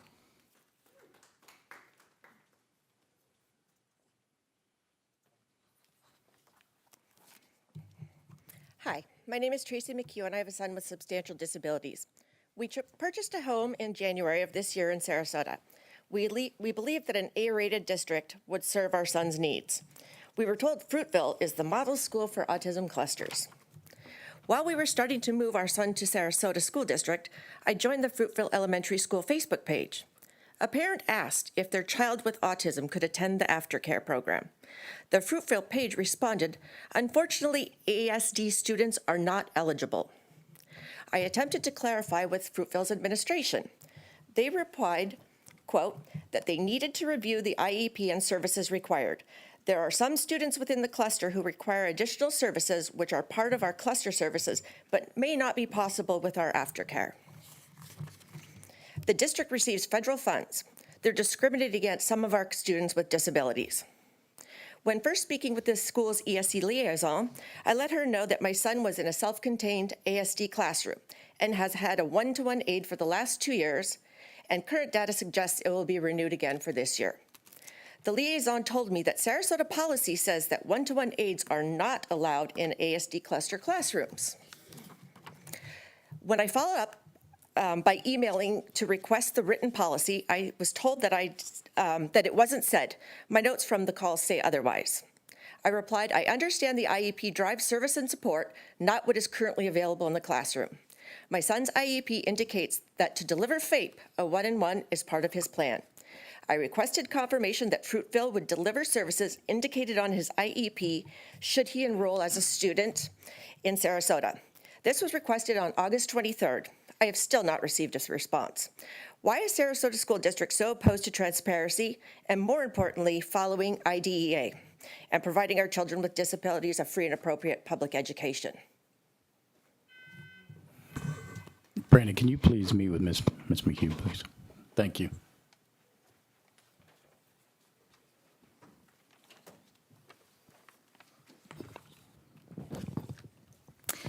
Proverbs 29:2, when the righteous are in authority, the people rejoice. I will say there was great rejoicing in this city on August 23rd. Last month, I spoke on repentance. That is what is happening in Sarasota County, repentance. People are changing the way they think. A reviving of what was and is good is here. People are being awakened to truth, morality, righteousness, and on not only what is good for our society, but what is bad for our society. Citizens are repenting of indifference. Parents are repenting for not being as watchful as they should have been. Churches are repenting for leaving the rest of society to the wolves. Kids are repenting for deceptive ideologies they've been taught. School employees are repenting for being silent with the truth and their convictions. It's a new day. Teachers are leaving because of parental rights and education law. Good. Thank goodness. If they are afraid that what they say will get them in trouble because of this law, they need to go. Cleaning the house is good. Good riddance. We will gain new and better teachers. Awakening is here to stay and will bring about lasting change in this region and nation. Florida will be a forerunner state that will lead the way for reform in education and many other areas. Today, I'm here to say I rejoice with many others, and I bless the change that is coming to this school board in November. Thank you for your comments. That concludes general comments, Madam Chair. Have a nice evening. Good night.